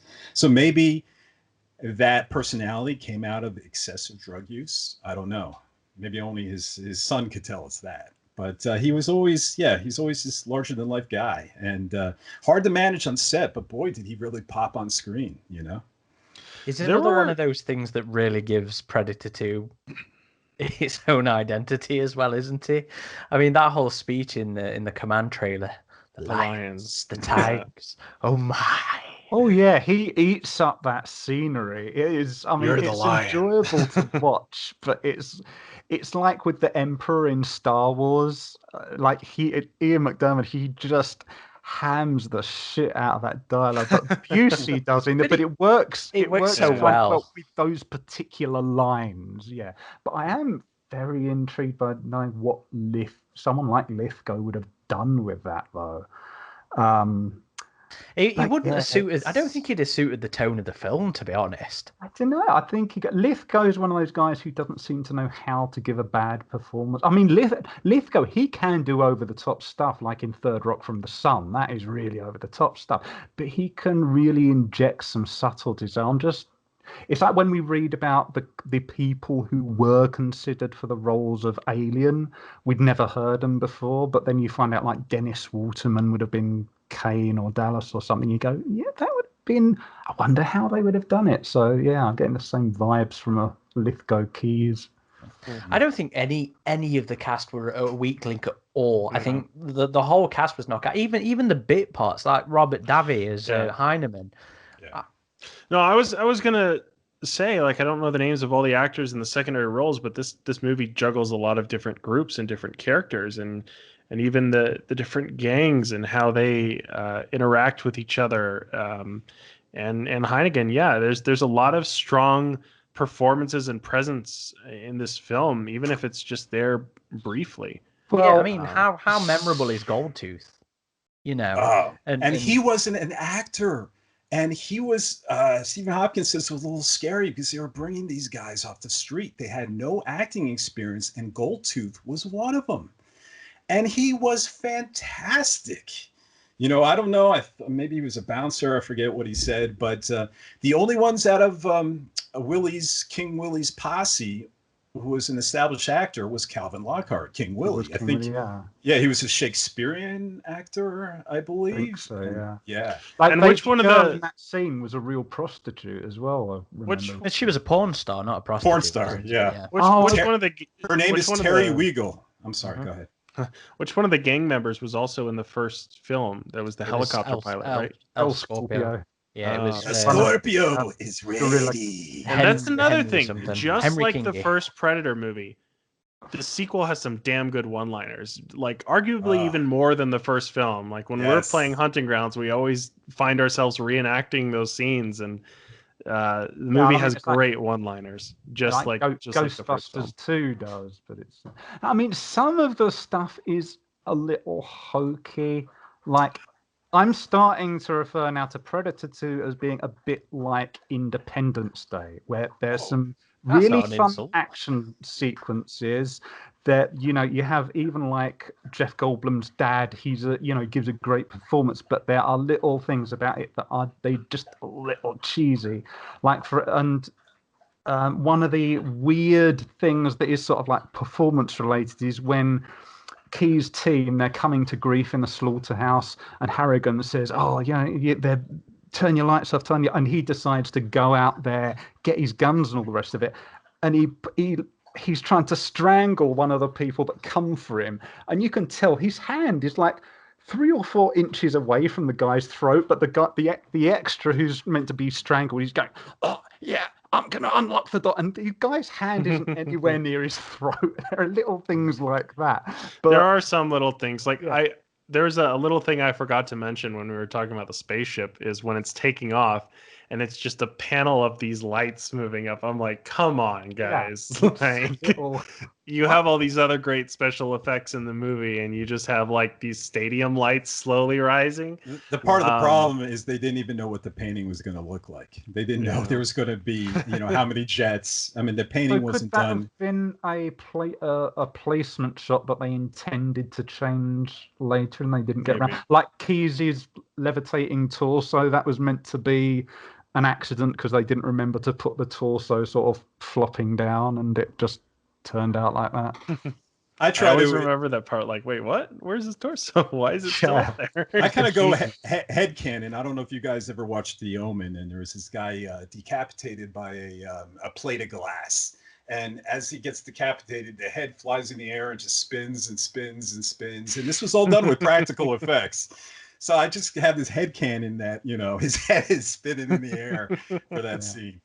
Maybe he fell on a meat hook. I don't know. Yeah, I think that was one of the most common sort of explanations. Also, the Predator's infrared, like his natural vision, they meant to do it all red, like in the first Predator film, but they just forgot to do it, which is why it's. But I headcanon that too by thinking, well, the warehouse is meant to be like refrigerated, so maybe that would help the Predator see as it does with the mask. My canon is that they actually have different default settings, and it's just a fucking contact lens that they have with a specific vision mode on it, which is another thing as well, isn't it? This was the first film where we actually saw them the different vision modes again, and opening a world up in terms of ideas and explorations. That was another. I wanted them to explore what some of those were meant for in a future story. Also, with the Predator weaponry, we had so many new weapons compared to the first film, which only really had the wrist blade and the plasma caster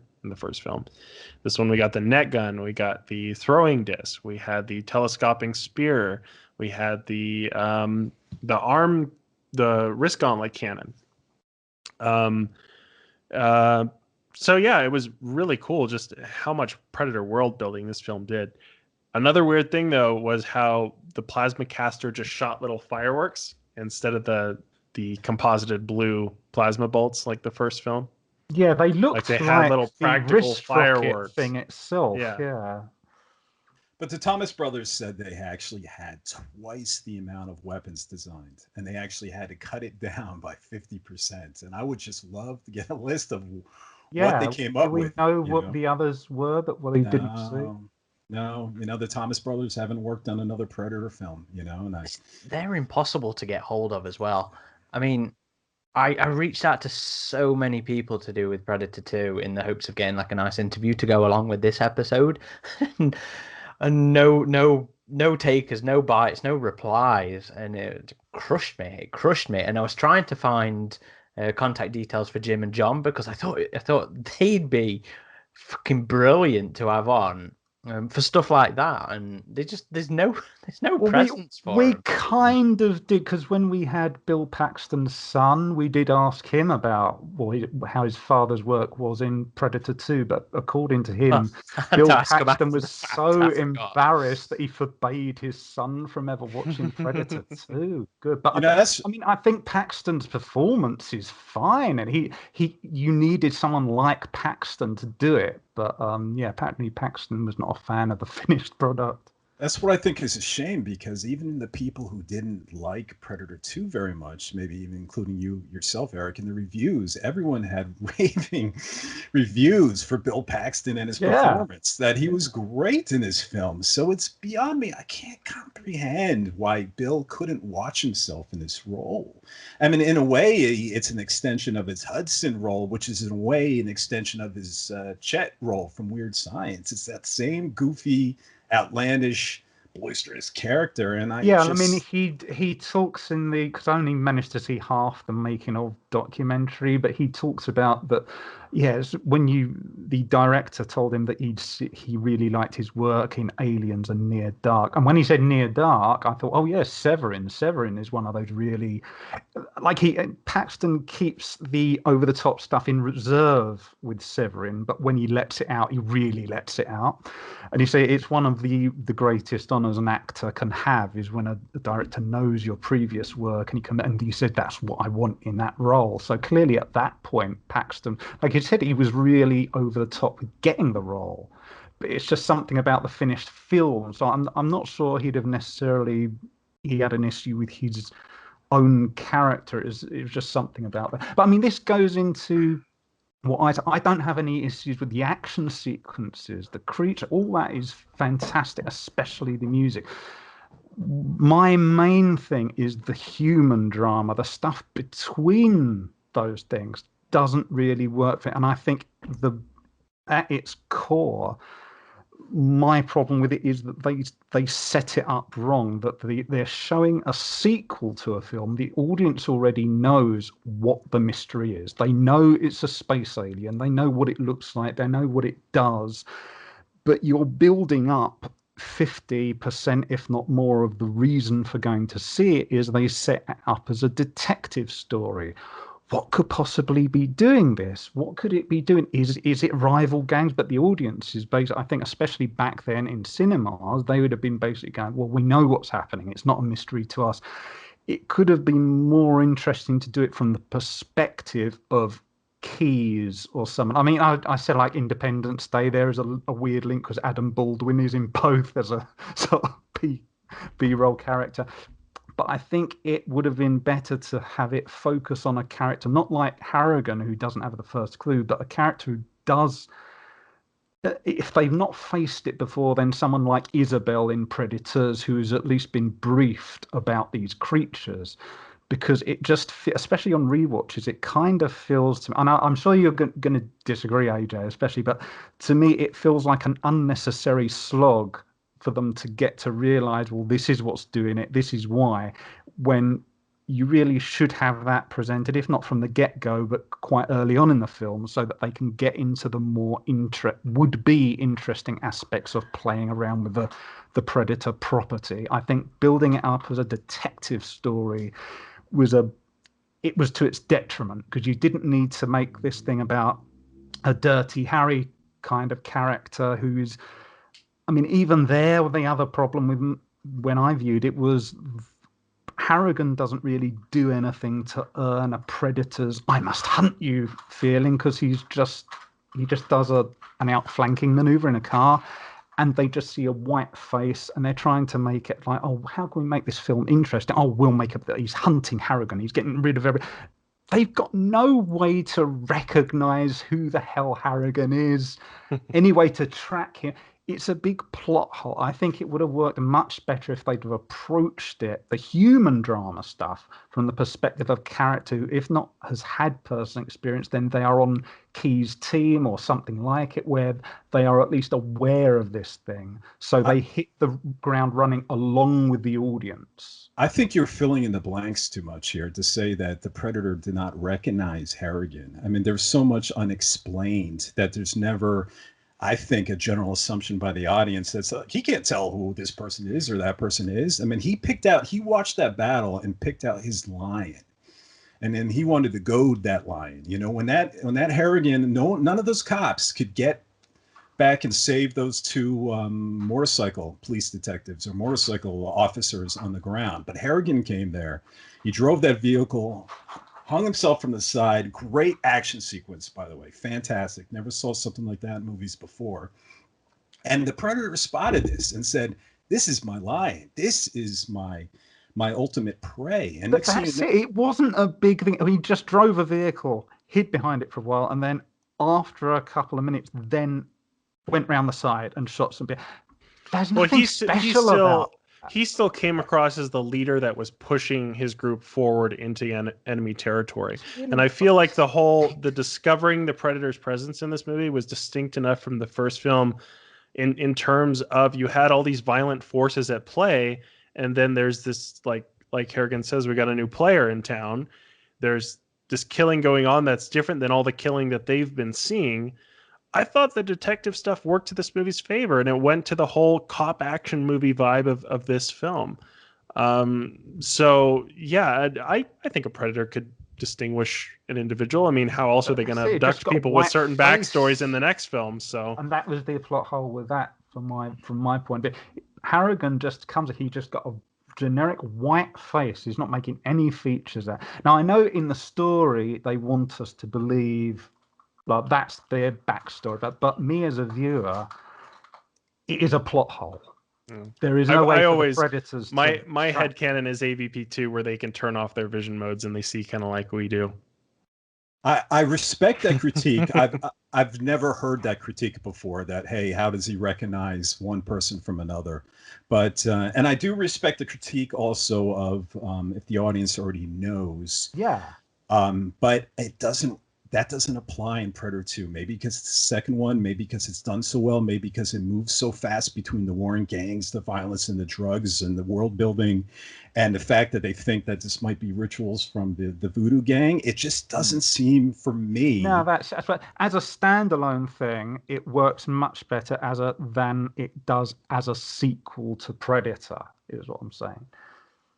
Well, I do know that at least among Predator fans, at least on AvP Galaxy, they cherish this film. You know, this thing, often they put these two as the top, you know, and maybe that has something to do because they're also written by the Thomas brothers and they're both done by Stan Winston. And it's just this level of quality that has garnered so much respect. And Aaron was right. The reviews were pretty bad at the time, and it has grown. Adam's right into this like cult status, even more so. I mean, actually, Adam just shared. It wasn't Jeremy Johns, Chris Stuckman, right? A video, popular YouTube movie reviewer, where he was just indicating that he used to think this movie was bad. Then he thought this movie was a guilty pleasure, and then he realizes, hot damn, this is a good movie. You know, and he doesn't understand it himself either. If this was a transition, there's so many bad movies now that he could appreciate it for what it is. He didn't even quite understand it himself. But Predator 2 has been moving in this wonderful light. We saw it done with Joe Blow movies. We see it done with so many websites that say, hey, give this another look because you should be appreciating this movie, you know? And I'm finally screaming, yes, because I've been loving this one from the beginning. This was my Aliens to Alien, and I never understood, you know, the problems. I mean, I have guilty pleasures on my shelf. I have this movie called Ultraviolet starring the girl from Resident Evil. I don't know if you guys ever saw that. I've seen that. Yeah. I'm aware I can understand, I can comprehend that is a guilty pleasure. But with Predator 2, it was always so difficult for me, you know. And I saw Predator as the most dangerous game, and I saw Predator 2 as this detective story, you know. And it just they're two counterparts that work so well for me. Yeah, there's problems with there's a hole here and a hole there. If you guys remember, this was a rushed production. They moved the release dates up twice for Stephen Hopkins. When Stephen Hopkins was hired, he was told. That would explain a few things. So production started February, filming. Principal photography started February 1990. Okay. At that time, he was told that the film would come out the spring of 1991. Then it was bumped up to Christmas, late December. And if you watch the first two trailers, I think there's 3 trailers on the Blu-ray. If you watch the first 2 trailers, the end of the trailer says, this Christmas. Then they bumped it again a third time to Thanksgiving in November. And you watch that third trailer and it says, this Thanksgiving. And then you watch the TV spots and this Thanksgiving. So it went from February 1990 to spring 1991 to February 1990, November 1990. It was a ridiculous, we talk about Predators as well regarding such a ridiculous schedule. This was a small, tight window. I mean, per Stephen Hopkins interviews, I think in Starburst, they were doing optical effects shots right up to the premiere and the striking of the prints of the film. They made 500 prints added new optical shots, did 500 prints more while those were being struck, then added new optical shots. So in the US on November 21st, that weekend, there were 3 different versions of the film. If you watch some of the special effects on the Blu-ray, you'll see that little film clapboard, I think it is, and it'll say September or October 1990. If you pay attention to them, like, oh my God, this is a month before the release, and they got a guy in a red suit. And this isn't CGI. This takes long. This is a chemical process to get these effects. Yeah, so this was a really rushed time. So it's amazing that Stephen Hopkins and the whole team was able to produce such a, in my opinion, such a well-built film. Yeah. It's really an achievement. Having known that, I now appreciate it a lot more. It's like when I found out about the budget for AvP that was insanely low. That made me appreciate what they came up with a lot more. Having known that about this film, I now appreciate that a lot more. I think Hopkins joked about the print still being wet when they were being screened. Yeah. To your I forget who mentioned it now. Somebody was talking about the detective story. I think in the earlier drafts, you know, there wasn't a great deal of difference between. So we've got the second and third draft available on the website, and come the day this episode release, we'll also have the shooting draft up on the website as well, courtesy of Mr. AJ over here. But it's largely consistent in terms of the plot and stuff like that. But the second draft, it seemed to be a bit more actual detective story going on. You know, you actually saw the bits where it wasn't Jerry at the time. What was his name? Tony. Tony. In that, yeah. It was like Tony and Jerry swapped. You know, it was Jerry Pope and Tony. Yeah. So Jerry's character, you know, you got to see him tailing. You actually got to see him tailing keys, and you got to see them investigating the slaughterhouse district and looking, you know, trying to find staff who work there and you know, trying to deduce who could have been doing the killing and stuff like that. I think the detective story was played up a lot more early on, and I actually would have liked to have seen that, you know. Yeah, maybe that's a big part of what, when I saw Bill Paxton talking about, I really like this. It sounds like there was more substance to his character in those drafts. It might have been that. There was a nice moment as well when he I can't remember how it worked out. In terms of Leona told him that she was pregnant, and there was nice sort of moments where he started to get. I mean, it might have aged a bit poorly in terms of, you know, the stereotype kind of way males treat females delicately and stuff like that, but it seemed like a nice moment where he's concerned for her, knowing about her pregnancy at that point, really sort of cast him in a very different light, because up to this point, you know, he'd been this very sort of I don't want to say chauvinistic, but you know what I mean. A bit more of a bit arrogant, but charismatic. A bit more of a clown, I guess. Especially because they were supposed to be partners, and he was known for getting his old partner killed. And then when he finds out, he's sort of a lot more protective over Leona, which I thought was a shame to have seen that bit go, as well as the later drafts went on. That's why I was mentioning about the morning sickness. You got to see Jerry Lambert say, hey, you know, look, you're looking bad. Let's take care of you. Let's get you home. There was this rapport, and she didn't want to leave him alone. And you're right. There was some, in that script, there was some extra rapport that made it into the shooting script, but not into the final film. I think also in earlier drafts, or in the second draft, we got to learn about 2 failed relationships that Mike Harrigan had. I don't think they said marriages. They could have been. But Captain Pilgrim was worried about him, and Mike Harrigan was kind of like waving him off. We got to see the Predator visit a playground. I think he scanned a toy gun twice, right? He scanned one. No, it was the once. It was the one. It was the one in the playground. And I tell you guys, though, there was a big difference between the first draft and the third draft. Now, unfortunately, the first draft is not in public circulation.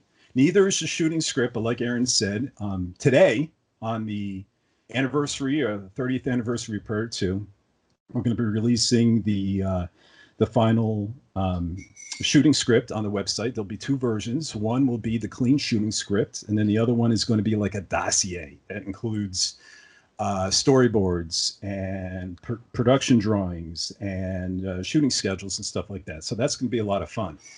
But that will be in circulation. And the only one that's not in circulation is that first draft. But I was able, luckily through a friend who has a copy but doesn't want it to go public, was able to share me some pages. And there was an entirely different ending.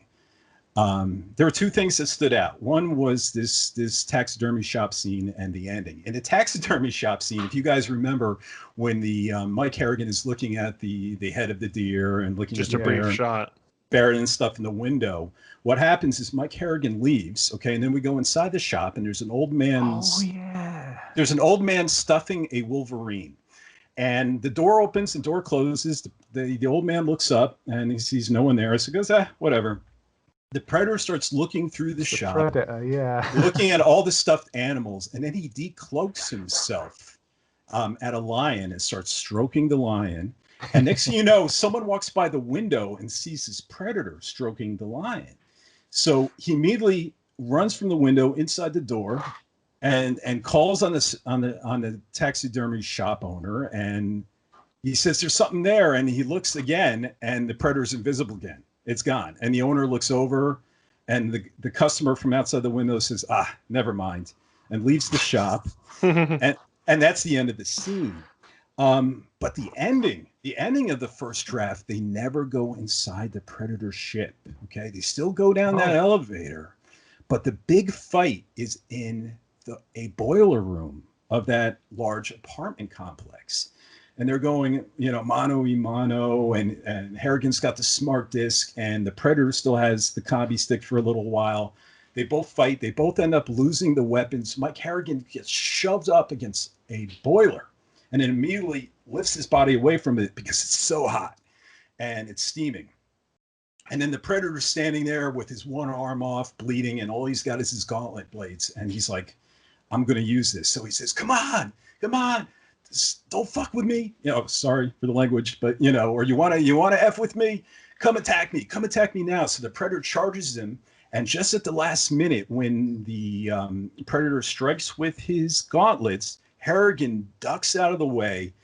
The gauntlets strike the boiler, and all this hot steam and boiling water flows out, burns the Predator.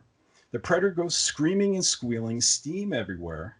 The steam clears, and then the Predator is nowhere to be found, but he sees a blood trail leading to the wall.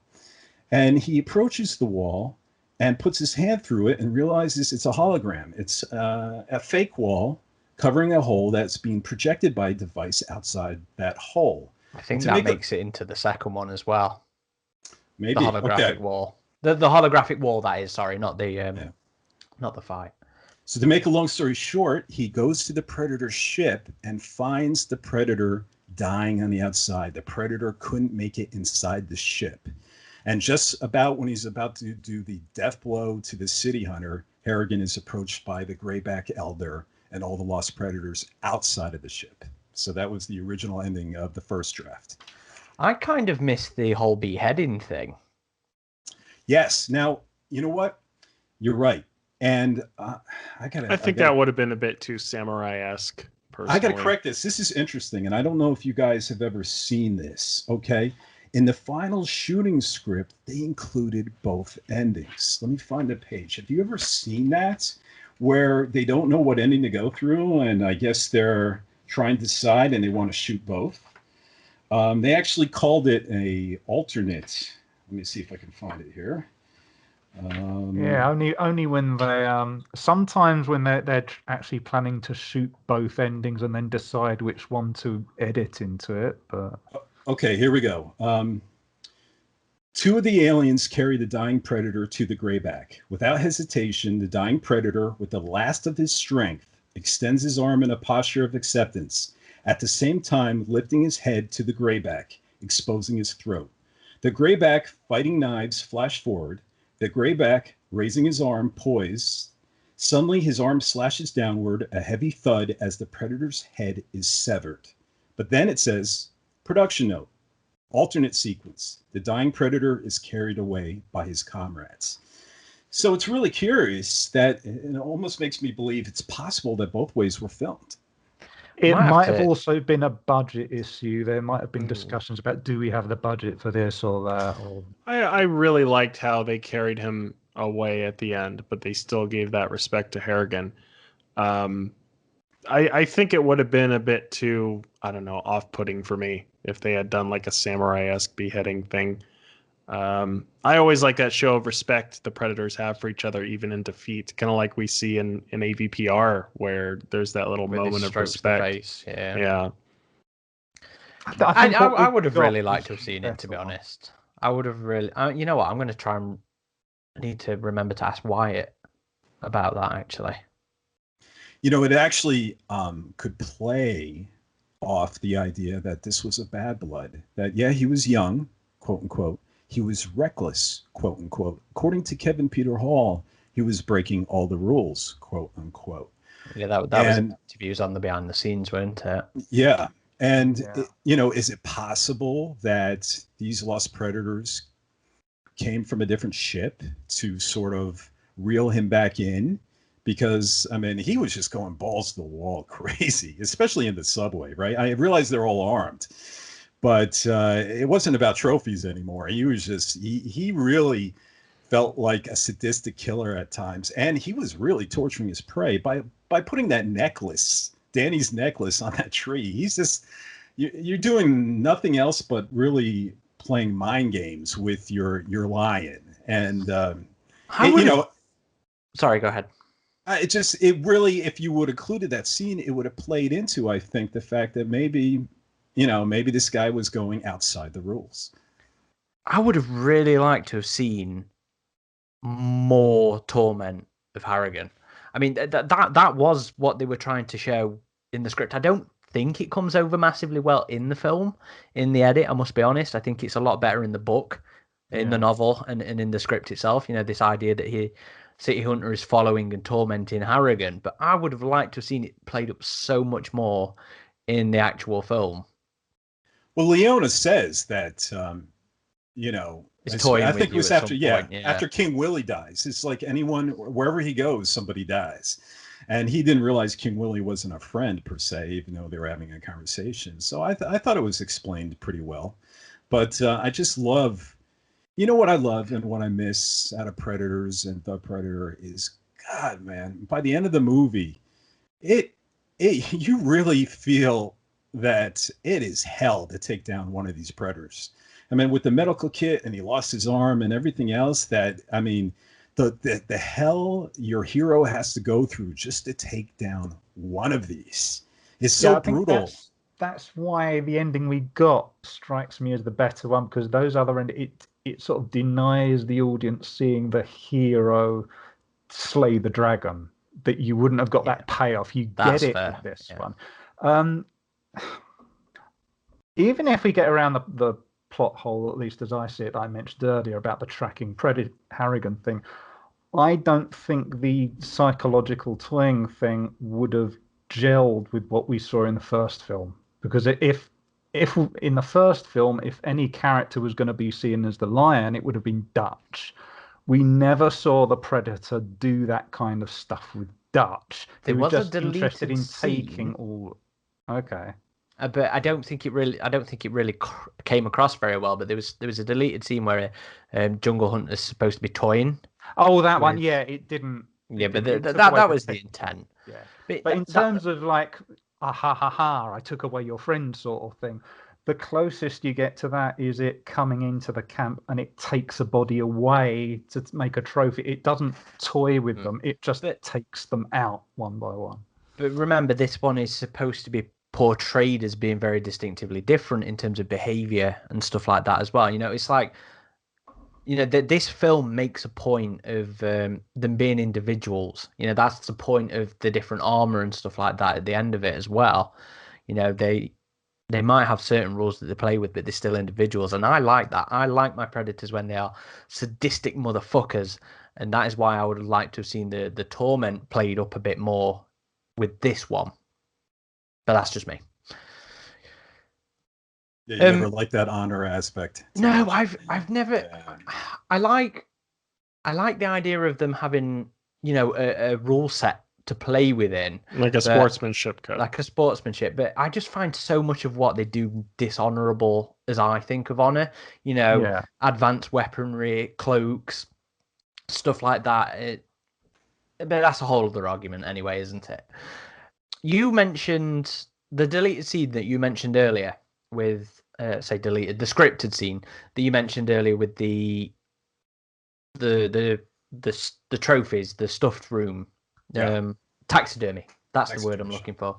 My command of the English language is not great. And you mentioned the Predator City Hunter coming in and uncloaking. That was something that I really sort of liked in terms of the evolution from the old the second and third draft to the final film, because the second draft had a lot of the Predator down on the floor, walking through everybody cloaked. And I hated that in my head. I absolutely hated the idea. There's a scene where he barges past two people on the street and they think each other's bumped into him and they start having a go. And I think that's where the Predator got the candy line in the second draft was from some kids following this. And in my head, I just hated the visuals of him physically down there, barging his way past people. That wasn't the only time it happened. And I'm really glad they got rid of that for the finished film and keeping him more on the ceilings, keeping him more on the height, because I think it's more imposing in itself is him having this height advantage. Well, it also plays into the whole urban jungle thing because you're using buildings like trees. Yeah, definitely. And just the visual, because I don't think the cloak effect would have really looked convincing that's the enough. Point of it. It works well up to a point, and then once it gets like 10 feet away from you or something, people aren't like the nearest you're going to get is like the kid axe in the graveyard where it says, I saw a ghost. Daddy, I saw a ghost. And you can see how someone would assume they think they'd seen a ghost, but they would still see it. Mm-hmm. So I'm so glad they took that out. It was just you saying the thing about the taxidermy reminded me of that. The cloaking effect was brilliant in the alleyway with King Willie. How they pulled that off was part when it's got the reflection in the water as well. But even the walk up to that bit, there's a bit on the Blu-ray where it shows you the how they did that bit with the water jets. Yeah, and they filmed that on a motion control, and then they filmed a second thing with the suit performer. I don't think it was Kevin, but trying to match it up with the water jets. It's the equivalent of in Terminator 2 when they had to get Robert Patrick to sync up exactly with the CGI T-1000. It was a similar sort of special effects age we were coming into there. It's just amazing effect that wasn't computer. And they say because it was a chemical process, every single time they did it, it would look different. You never knew what the results were going to be. And it's just fascinating, the pre-CG age, and I think Stephen Hopkins said this was the first or one of the last non-CG movies, even though technically in the beginning of the movie when I think he said it was the last chemical effect movie. Well, yeah, what he said. Well, it's of that era, yeah. Again, that King Willie scene is one of those things I love, and I remember when I first it's one of the most impressive visual scenes in the film in terms of the water reflection and all that. Just the visuals, I mean, just the way it's choreographed. That is one of those scenes I remember rewinding. Like at least 50% of that is how amazingly well that soundtrack piece works there. I think that's called Truly Dread, and that music is fantastic, choreographed perfect, because it's not even the Predator you see it, but initially it's a brick or something, and you don't know if that's the Predator toying with its prey or if it's genuinely made a mistake and it thinks, fuck it, I'm going to go after him. But it's the guy who plays King Willie it's in his expression. He sells it so well, and he only has like what 5 minutes on camera, if that, combined, and he plays that character so well. But that combined with that whole stomping RoboCop style through the water, but it's the equivalent of what happened in the first scene with Anna talking about the demons who make trophies of men, and he talks about the other side, and you don't see demons until they see you, sort of thing. It sells that mythological weight to the Predator there, and you get that perfect fake King Willie head where he screams, and it has him walking away with the head, but he's not running away. He doesn't care who sees him. He's an arrogant son of a bitch, this Predator. He's just walking away with this head, and it switches to that. It's still one of the goriest scenes on like a blockbuster film, with him actually cleaning that skull. I'm sure they probably got into some problems in the rating thing, whether or not to include that. But that's a whole story in itself, isn't it? I'm pretty sure Predator 2 actually competed with Alien 3 for a while for having the record of the most swearing or something. But Alien 3 and Predator 2, I think they're very adult installments of the franchises. It was funny that Alien 3, Stephen Hopkins said in a Starburst interview that he was up for the directing role, that he was offered it, I think was his exact words. So I wonder what that film would have looked like. Eric probably wouldn't like it. And he would go on to do Ghost in the Darkness after Predator 2. Yeah, which is I really enjoyed. Yeah. He did 24, I think. The series. 24 was a good while after that. Yeah. He did Lost in Space, I think. He did not. I'm pretty sure he did. Wow. The movie. My mother, who's an old age Stephen Hopkins did that. She's just said behind me, I thought that sequence was really well done too. And she doesn't like horror films, but I was just thinking about the Kingly sequence. Eric keeps bringing up the score, and while everyone's looking everything up, I just want to bring up this CD here. It's a 2-disc deluxe edition. Didn't know they'd done. This is the one you want. If you get the single disc, it is butchered. This is why this double. I might have the butchered one. 1 second. I want to check mine. It is dreadful because not only is there a lot of missing music, but it's cut down, and it's really it's really not the experience you're looking for. So this is the one, the deluxe edition, music composed and conducted by Alan Silvestri. I guess this is by. Is that a recent release, or is that an older release? 2014. So, I wonder if it's the same company. Is it La La Land? Let's see what this is. Really expensive on Amazon. It's almost £30. Wow. And that's used copies as well. I don't have the Predator 2 soundtrack physically. It's one of the few that I don't. I think I got it on iTunes, but I need to find a physical copy. You cannot buy it new, apparently. No, I'd have Century Fox. I can't pick out the record label, but it's 2-disc, guys. So it's not just 1 disc. There's 2, and it's the complete soundtrack, and it's fantastic. So anyone looking to enjoy the score, that's the one you have to chase. But it was limited to 3,000 copies. So it is expensive on Amazon. I believe it. So damn it. Yeah. But I bet you could probably listen to this on YouTube. Yeah, I'm gonna go hunting for that. Yeah. So, but it is a terrific score.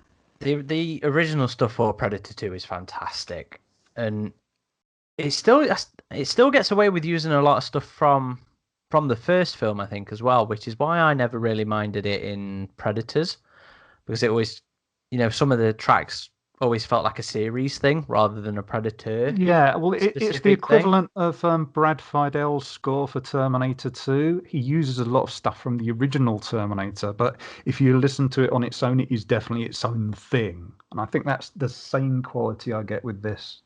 I mean, there's definitely unique moments from Predator 2 as well anyway. It was like somebody said earlier, it's distinctively more tribal in some scenes, like the one in the ship or like we were talking about with King Willie's death. There's a very distinctively tribal nature in that particular one. Even just the segue stuff with the drums when they're going like do do do do do do do do do do.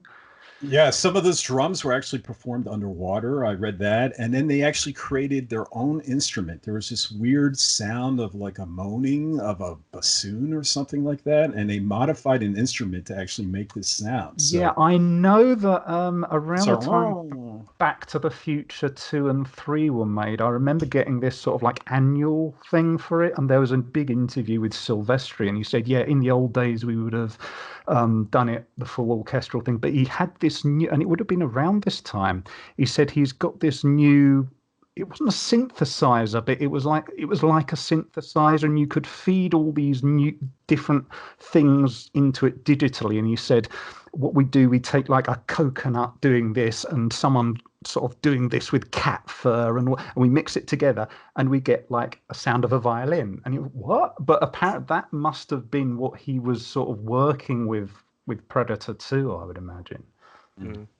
I always loved the track Dem Bones, which was as Harrigan's entering the Predator ship. Yeah. Because that was what was used as the ambient track for the AvP movie promotional website. So I just remember hearing that track so much while I was excited for that film. So one of our listeners actually wrote in to ask everybody a question with this one. Carl Roberts, who's a sort of regular listener to the podcast, and he often writes to me after he's listened to things with his feedback and suggestions and stuff. And he wanted me to ask in this episode was basically, what's your guys' favorite scenes from the film? You know, or favorite moment, whatever. Predator 2 specifically. For Predator 2 specifically. What was yours, Aaron? You see, I really struggled with this one because, like Eric, for me, the highlights of the film are the creature moments, and whether that's a simple little moment like him cleaning the skull in the ship, and you just get these really close sort of angles on his mask from below, or that tight angle on him on his skirt and his waist as he's carrying King Willie's head in, or the full sequences of actual battles. This is a really hard one for me. Well, I could say I love that car scene in the opening movie where he takes the door off and Harrigan's hanging from outside, and Danny Glover filmed some of that, and you can tell. And I thought that was a brilliant scene. That's one thing, you don't see in a lot of action films today, creative ideas. And that was creative to get that car in between the Colombians and the hurt police officer. So I love that scene. I love the medical scene in the bathroom of the apartment when the Predator is repairing himself, and you see the medical kit and everything is in that blue light, and he's using the mirror for the silica, and he's creating some sort of epoxy to heal his wounds, and then he puts in that syringe, I guess, to make sure. I think that must have been adrenaline to keep him going, because he was struggling a lot by that point, and then after that, it perked up. Yeah, even in the battle on the ship, he sort of strikes Harrigan, and then he has this moment of weakness. He goes, sort of.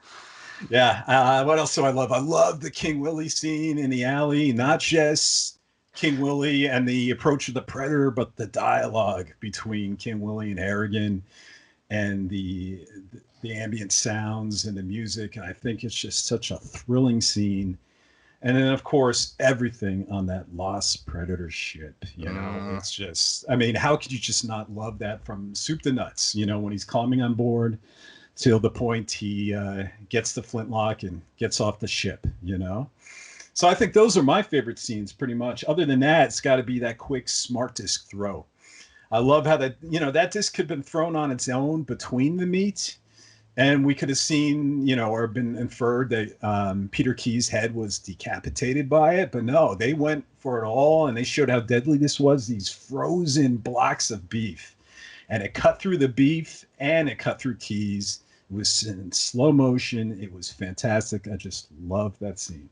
There was a bit in the second draft where it talks specifically about the disc being, and I love this, being the ancient Predator weapon. You know, that was the defining weapon of the Predator culture. It's their version of a bat'leth. Yeah, and it's a really cool fucking thing, and you never see it again in any of the films. It's like a molecular chainsaw. It's a really neat concept. And it's controlled via their biomask. You know, they have some way to call it back to them. So he didn't have the biomask on at that point, did he? No, he didn't. It'd been all right. That's why I've always taken issue with people calling it a smart. I think it's like the shurikens. They just throw it and they're just really skilled at catching it. But you know, that's a good point, because the Stan Winston on their website, they said it was controlled by the Predator, and here I go saying it's by the biomass. And how could that have been controlled? Well, it's yeah. I mean, the games took that idea and they had it that it's controlled with a laser thing, but in the actual film, it's just basically a frisbee with a chainsaw. Well, isn't there tends to be some sort of theories that there's some, you know, mental connection between the Predator and his own technology anyway, you know, in terms of controlling the mask. And well, no, because you deliberately see him. That's my favorite scene in Predator 2, is the moment that he realizes that there's people, you know, the OWLF team's in there, and Kevin's, you know, movement as he, you know, gets under that thing, or the banister, you know, to crouch down and starts going through everything, and then that the wiping out of that particular team, you know, when he jumps down. I think that whole sequence, from him realizing to killing everybody before Danny runs in, I think would be my favorite. Turning the tables. Yeah. What was I saying? Oh, mental component. So there is some sort of theory in terms of a neurological link. But, could be that. So what about you, Eric? Oh, I'd have to say El Scorpio. With the cocaine? Ready. Good old El Scorpio. He is a fun character in this. No, I'd probably say the best one, just because of the choreography, is that whole King Willie death sequence, right? Because even it has those nice little biblical quotes that King Willie says as his last words. It's just so well done. And probably up to where he is in the slaughterhouse turning the tables, because it does have that. Even when there's no combat, it just has that really nice sort of the camera pulls out and it goes down below the Predator, and you see the Predator sort of squat, and you hear the music go, and you feel it. You just feel there's this shift in the dynamics. The hunter is now the hunted, sort of thing, and he has this really nice sort of. He just sort of leans in, and it's like a hawk just looking and because he knows something's up, and it just has those really nice sort of finger motions that you can see Ian White copied for Requiem when he's sort of stroking the dead Predator's helmet and stuff. But it's the same sort of thing when he's using the fingers to operate the gauntlet thing to change the vision stuff. But I'd probably, my favorite one would probably be King Willie and the actual reveal of the skull trophy. But a lot of the trophy wall stuff used to do with the music that accompanies it. Can I say that Kevin Peter Hall was just brilliant in his film, in both films? I mean, he is the standard bearer. The way he studied a lot of African dance and different types of gymnastics and movement, and the way he moves with this Predator, it doesn't feel like a human gait. It doesn't feel like there's a human in a suit. He's brilliant in it. He sells it just by walking along, just by hanging around. It feels like an inhuman mentality. Yeah. We really haven't given him enough props in this episode at all so far. It's such a shame that he passed way before his time just because of something as trivial as a blood transfusion. Yeah, but what a legacy to leave behind as a performer. Like he says in some of these magazine interviews, he just says the best thing about it. Like he saw Arnold and Danny as his heroes growing up, sort of thing. But he said one of the great things about this is that the star of the show is the Predator. Like he fully realized it wasn't like some of the actors in Jaws where they realised, wait a minute, I'm headlining this, and the big draw about this thing is the shark. He realised the audience never see his actual face, but he realised he's inhabiting the character that people are going to this as the draw for. And I'm sure even back in 87, people went to see it for Arnold, but they kind of stayed for the Predator. They stayed for Kevin. Yeah. We have fortunately just immortalized him, and he did Bigfoot like in Harry and the Hendersons. Yeah. That doesn't really. I'm sure he would have gone on to play more Predators, and it is a shame that he passed as young as he did. It really is. But yeah, his performance has immortalized him as probably one of the best creature performers of all time, I would say. We probably have to say he's probably, in a weird way, going to be remembered as the most famous mime artist of all time, in a way. Well, he's definitely going to be remembered, and that's what's great about this franchise is he's going to live on through these movies, and such a brilliant man. And I looked at the Predator 2 premiere photos recently, and I saw him with his wife and his kids, and it's really heartbreaking that it wasn't too long after Predator 2's release that he passed away. I think less than a year. And you're right, Adam. It was a shame that here he has a blood transfusion, and I had a friend myself during those times. AIDS was a scary thing, and he was a hemophiliac, and he had a blood transfusion, and they weren't testing for HIV at that time, and he ended up dying. At a young age of 14. So it was a rough time back then. But fortunately for Kevin Peter Hall's family, is that he will always be loved and remembered because of these two movies and because of the great job he did in them. And I think Kevin's son actually did one of those showdown fan film kind of things. Was it where he's versus Wolverine and it's Kevin's son inside the Predator suit? Oh, was he? I did not know that. Wow. I'm sure it is. I'll have to check that out. I've seen the short. I just never knew that was his son. That's really cool. For me, there was a few of them. I really like the penthouse scene that starts with the wild sex, but once can I say but he's a little crazy. Maybe this won't stay, but Adam does this great job of reproducing the sounds in that sex scene. And I on a few drunk nights playing Hunting Grounds, we have reenacted that scene a few times. It is brilliant. It is a drop the mic moment. I want to hear this. Maybe off the podcast. But sorry. Go ahead.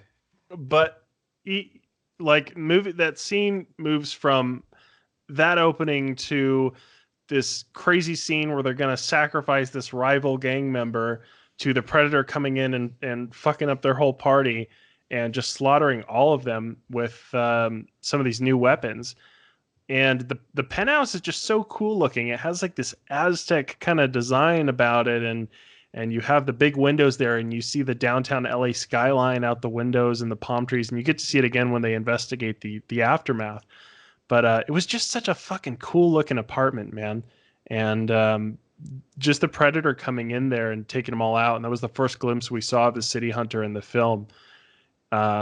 So I do like that scene. It was a bit weird when he nets the guy and then they start shooting like their own gang member. I'm like, what's going on there? Drugs at that point. There was some camera choices in that one where I was like, ugh. I think he was dead anyway based on the self-tightening net. It just ripped through his skin.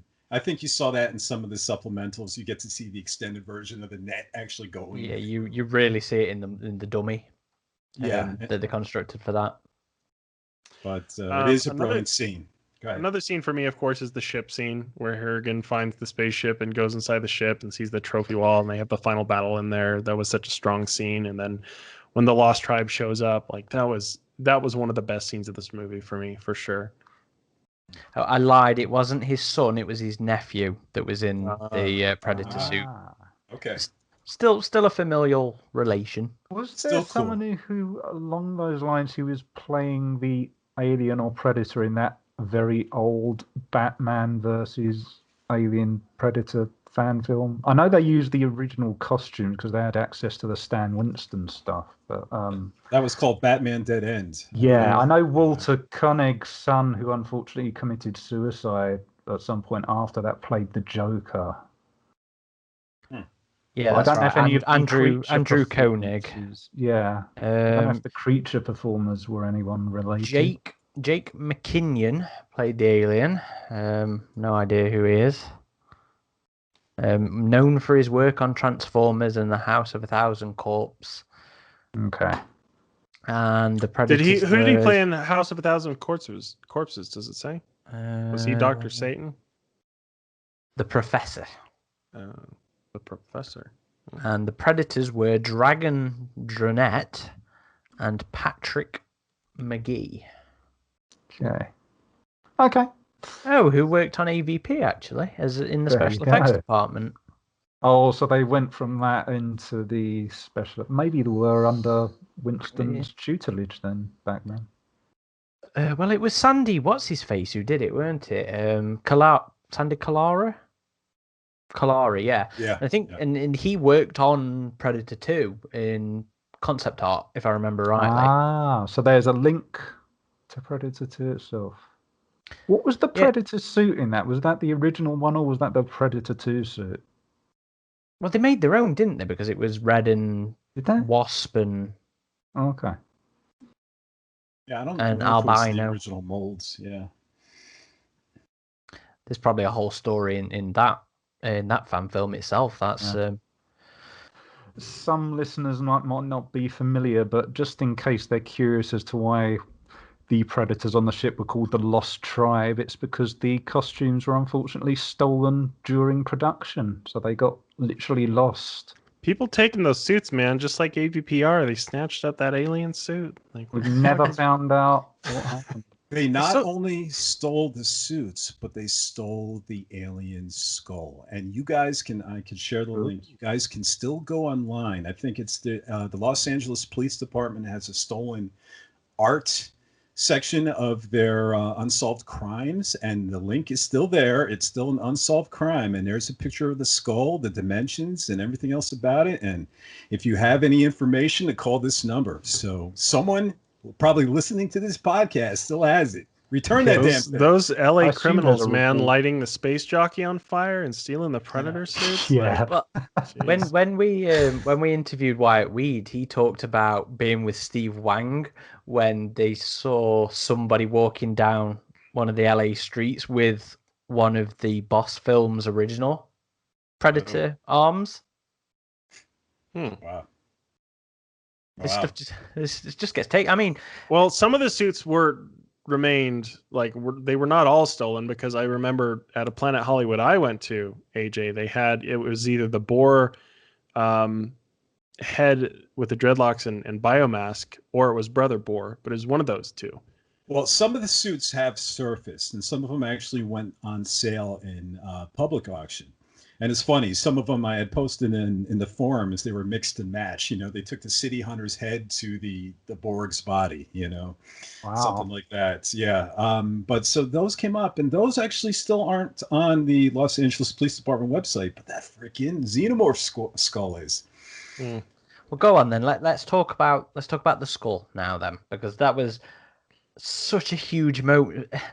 Such a small moment, but had such a huge impact as well because of how popular the comics were.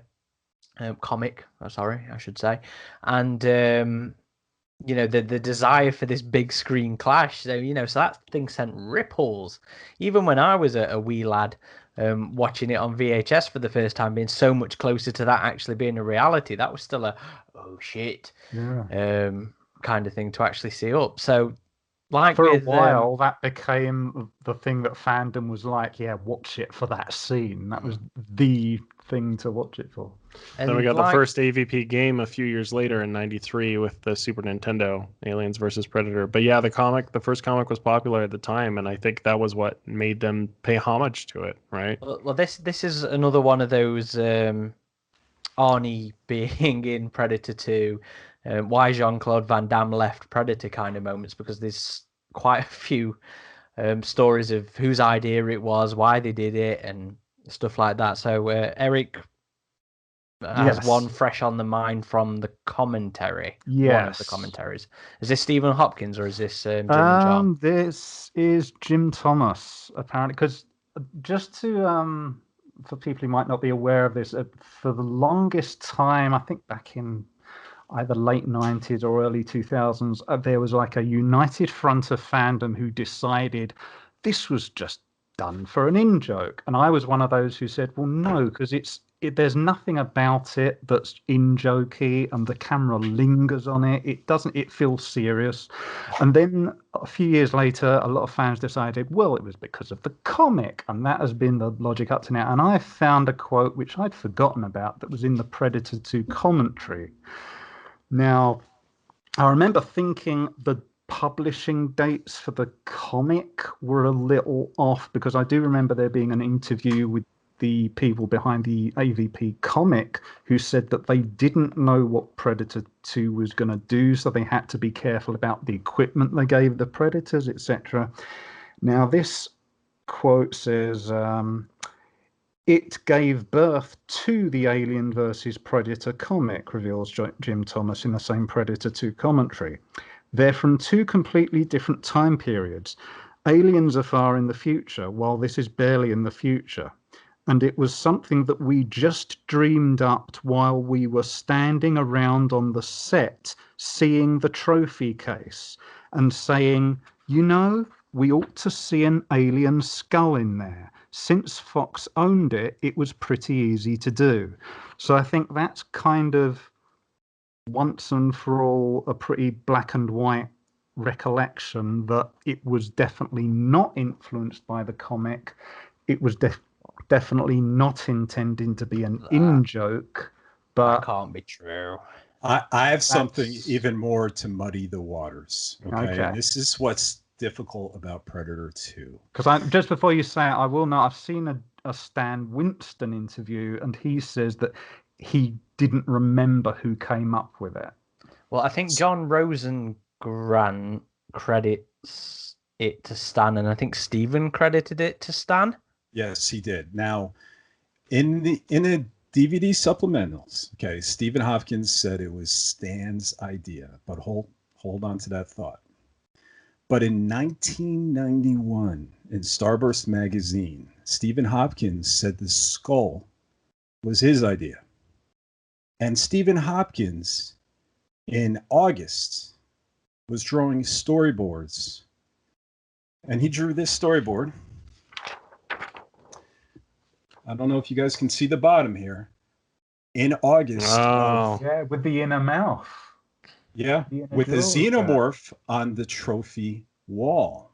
When did you say? August 1990? Yes. Now, Stan Winston didn't join the team until December of 1989. August 1989, he did the story. Oh, yeah. Okay. That would have been before the comics. And Stan Winston joined the team in December. So I have, in the interview, Stephen said it was his idea. Here's a storyboard by Stephen that has it. So then the question is, whose idea was it? Because we know for a fact that the Thomas brothers also met with Dark Horse. Okay. And did the Thomas brothers suggest this to Stephen Hopkins? Well, Stephen Hopkins says it was his idea. I don't know. Well, in that quote, they said they were standing looking at the trophy case. Oh, I assume that was well after Winston had joined. Yes. Or it might have been Hopkins might have mentioned it to them and they didn't consciously pick up on it, or they might have seen that storyboard and they'd forgotten about it, and then it's like resurfaced and they say, hey, you know what we should have? We should have an alien skull, when Hopkins had already maybe done it anyway. But Stan Winston himself, he said, I'm often asked about this, and you know what? I don't have any idea. I like to say it's my idea, but the truth is I do not remember who it was. Well, we can't really trust Stan Winston anyway in that regard, because he said the mandible idea was James Cameron. And we've later learned that there's production art that predates Stan Winston's involvement with Predator, the 1987 film, with creatures with mandibles. So it seems like everyone has a fuzzy memory, and Stephen Hopkins doesn't help when he says in this documentary it was Stan Winston's idea. So, but I can definitely say the storyboard predates Stan Winston, predates their involvement, and then it becomes a question of did everyone have the ideas at the same time? Well, it's just occurred to me, Winston might not have joined, but could it have been that he was contracted or that Hopkins was having telephone conversations with him? And anything is possible. It might. I've been trying to work on an article about this, and I can't seem to get to the concrete answer. I have all these leads, but it almost feels like we're just missing a bit of information. But I do trust his 1991 interview. Why would he lie back then? And I do trust his storyboard. You know, Stephen Hopkins did start out as a comic book artist. And then he became a art designer for Highlander. His friend actually directed Highlander, and then his friend quickly moved him to second unit director, and that was his progression. But he originally was an artist.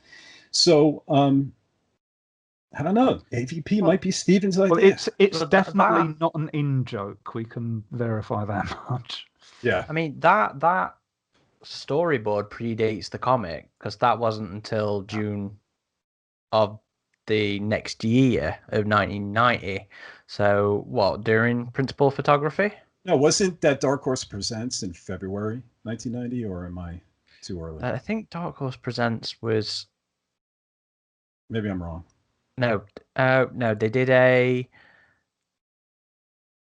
How does that work? The contents of the second issue, which were actually issue 0. So one came first, then they did issue 0, which was in Dark Horse Presents. But that's... I don't know if Xenopedia's got this wrong here, because Xenopedia are saying that issue 0 came out in Dark Horse Presents from November of 1989 to January of 1990, but the first issue came out in June of 1990. Here's Xenopedia. It says, let's see, the Dark Horse Comics brings together titular creatures from the popular 20th Century Studios science fiction film franchises Alien and Predator. The comic book line is in fact where the entire Alien vs. Predator franchise originated, being the medium that brought the two species together. The line has included a number of limited series, one-shots, and short stories, starting with the original Alien vs. Predator story in Dark Horse Presents number 36 in February 1990. So I don't know. But it still predates. 36 would have been the last one of the run. But I think that the run originally had Predator on its own, Alien on its own. It wasn't until they were combined, right? Or am I remembering incorrectly? Well, no. There was an Alien series in 89, 88. I can't remember when the first series came out. And then you had Predator on its own. So they were doing them both separately before they there was a AvP. A three-part story that was published in the anthology series Dark Horse Presents, Volume 1, Issue 34 to 36, from November 1989 to January 1990. The final of these 3 issues was the first official media to feature the title Alien vs. Predator, on top the first ever piece of Alien vs. Predator artwork. The 3-part story sequentially, can't even speak, acted as a prequel, and the line was launched proper with a 4-issue limited series published in 1990 and written by Randy Stradley. I don't know. Well, regardless, I think, but obviously, look, something comes out in February 1990. Say that was the debut. I mean, it wasn't created in February 1990. You have to put the story together. You have to put the artwork together. Mm-hmm. Yeah. So it's really odd when this first started, and I don't think we're going to come to a conclusive answer today, or maybe ever. Oh God, no! Memories are too far gone at this point. As I said, if nothing else, it does prove it wasn't intended as a humorous in-joke, but it also goes to prove how labyrinthine these things, because it is a detective story in itself, and we still haven't got a definitive thing. When you say in-joke, though, I mean, I think Easter egg is still a fair I don't think Yeah, it was. but that's not when the people say in joke, they mean like as a gag. You say, "Oh, it's an alien," haha. It's not as a like a cameo, which I think this would be an Easter egg cameo. Okay. Well, it certainly doesn't feel like a throwaway, and it feels like a precursor. Yeah, because the camera just lingers on it. It doesn't just go past a blink and it lingers on it. You're meant to take in. This isn't like we at Fox have spent money making an alien head. Look at it, please, because we want to get our money's worth. What can I say? Can I take you guys back to 1990? And in that theater, when people saw that skull up there, the theater went wild. There was a lot of noise and reaction to it, and they were really excited with this. You know, it was like. Do you remember that from your own viewing? Yes, I do. Yes, I do. And I smiled like ear to ear when I saw that. So it was a big crowd reaction. There's not much I remember from that first viewing, but that was one of them. That was pretty substantial, you know. And how could it not be, you know? Because this opened the doors of just possibilities, you know. Something that feels so. Well, that kind of kickstart, as soon as that happened, I do remember that sort of kickstarted a lot of versus projects. Unfortunately, they went into production hell for absolutely ages. Eventually, you got Freddy versus Jason, but that was intended to happen through many. Interestingly, Peter Briggs, who wrote the first would-be AvP film script, he went on to do one of the initial Freddy versus Jason scripts, which was really, really horror serious in tone. But it kickstarted a lot. They were going to do a Hellraiser versus Freddy versus Jason, but the right situation was all up in the air, but it did kickstart a lot of these versus projects. To be fair, couldn't well, I suppose you just said Hollywood. I was going to say, couldn't you really credit Godzilla for that kind of? Yeah, I mean that's the old sort of thing. But in terms of like a blockbuster attempt at doing crossovers, Predator 2 although it was a cameo, it was still a sort of like an acknowledgement. Although I think one of the Jason films had Freddy's hand. Yeah, Goes to Hell, was it? The one right before Freddy versus So when Jason. was that? I think the Universal Monsters really kicked off the versus Frankenstein versus Dracula. Yeah, but they were more literary crossovers. I'm thinking in terms of Hollywood properties. No, this was Hollywood films. You'll see some verses. This was the first cohesive universe at one time, the Universal Monster universe. And these were black and white. Yeah, but Frankenstein and Dracula, they came from novels, is what I'm saying. Oh, I see. Yeah. And the Peter Briggs script was literally the year after as well. It was 1991, so yeah. And just like Predator 2 paid homage to AvP, eventually the AvP game by Rebellion would pay homage to Predator 2. If you remember, well, of course you remember the Predator 2 maps in AvP. Yeah, they had downtown Los Angeles, and you could go down. I remember we would always camp in the subway waiting for the aliens to find us down there. They also had the Slaughterhouse map. From Predator 2. With the van as well. The command van, yeah. Yeah, I have vague memories about that. I didn't really play much classic multiplayer. Yeah, we played less of that than 2. From what I remember, it was peer-to-peer back then. So I don't know if GameSpy... We had a few big games set up, I think, even back then. I think we had gotten into AvP 2 so much that we went back and played more multiplayer of the first one at the time. Possibly, yeah.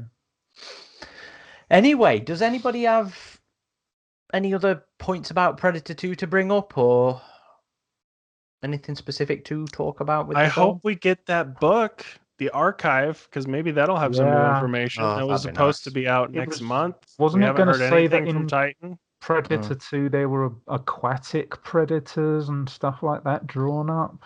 I think that's something Sandy spoke about. Because I've always been curious which draft of the script was meant to have had underwater scenes if they were done in concept art. I've never seen that. Not for Predator 2. I mean, granted, the only script I haven't seen is the first draft, the entirety, only just pages of it. But, I mean, unless it was meant to be like a brief flashback to an alien planet or something, but I've never heard of it being in any of the scripts. It's possible they went over different ideas, especially when they were going to have Dutch come in, in the sequel. They were going to find the gauntlet in the rubble of where the jungle hunter exploded himself. Another predator was going to recover that and look at the footage and then start hunting Dutch. Maybe it was in this story, pre-script phase when they were just shooting ideas around, and maybe there's some concept art, lying around. But either way, I love the way the film came out. I am super excited that it's 30 years. And I'm going to celebrate. And like I said, it's not just this podcast is coming out. We have a lot of stuff coming out on the avpgalaxy.net, including the shooting script and a shooting script with supplementals.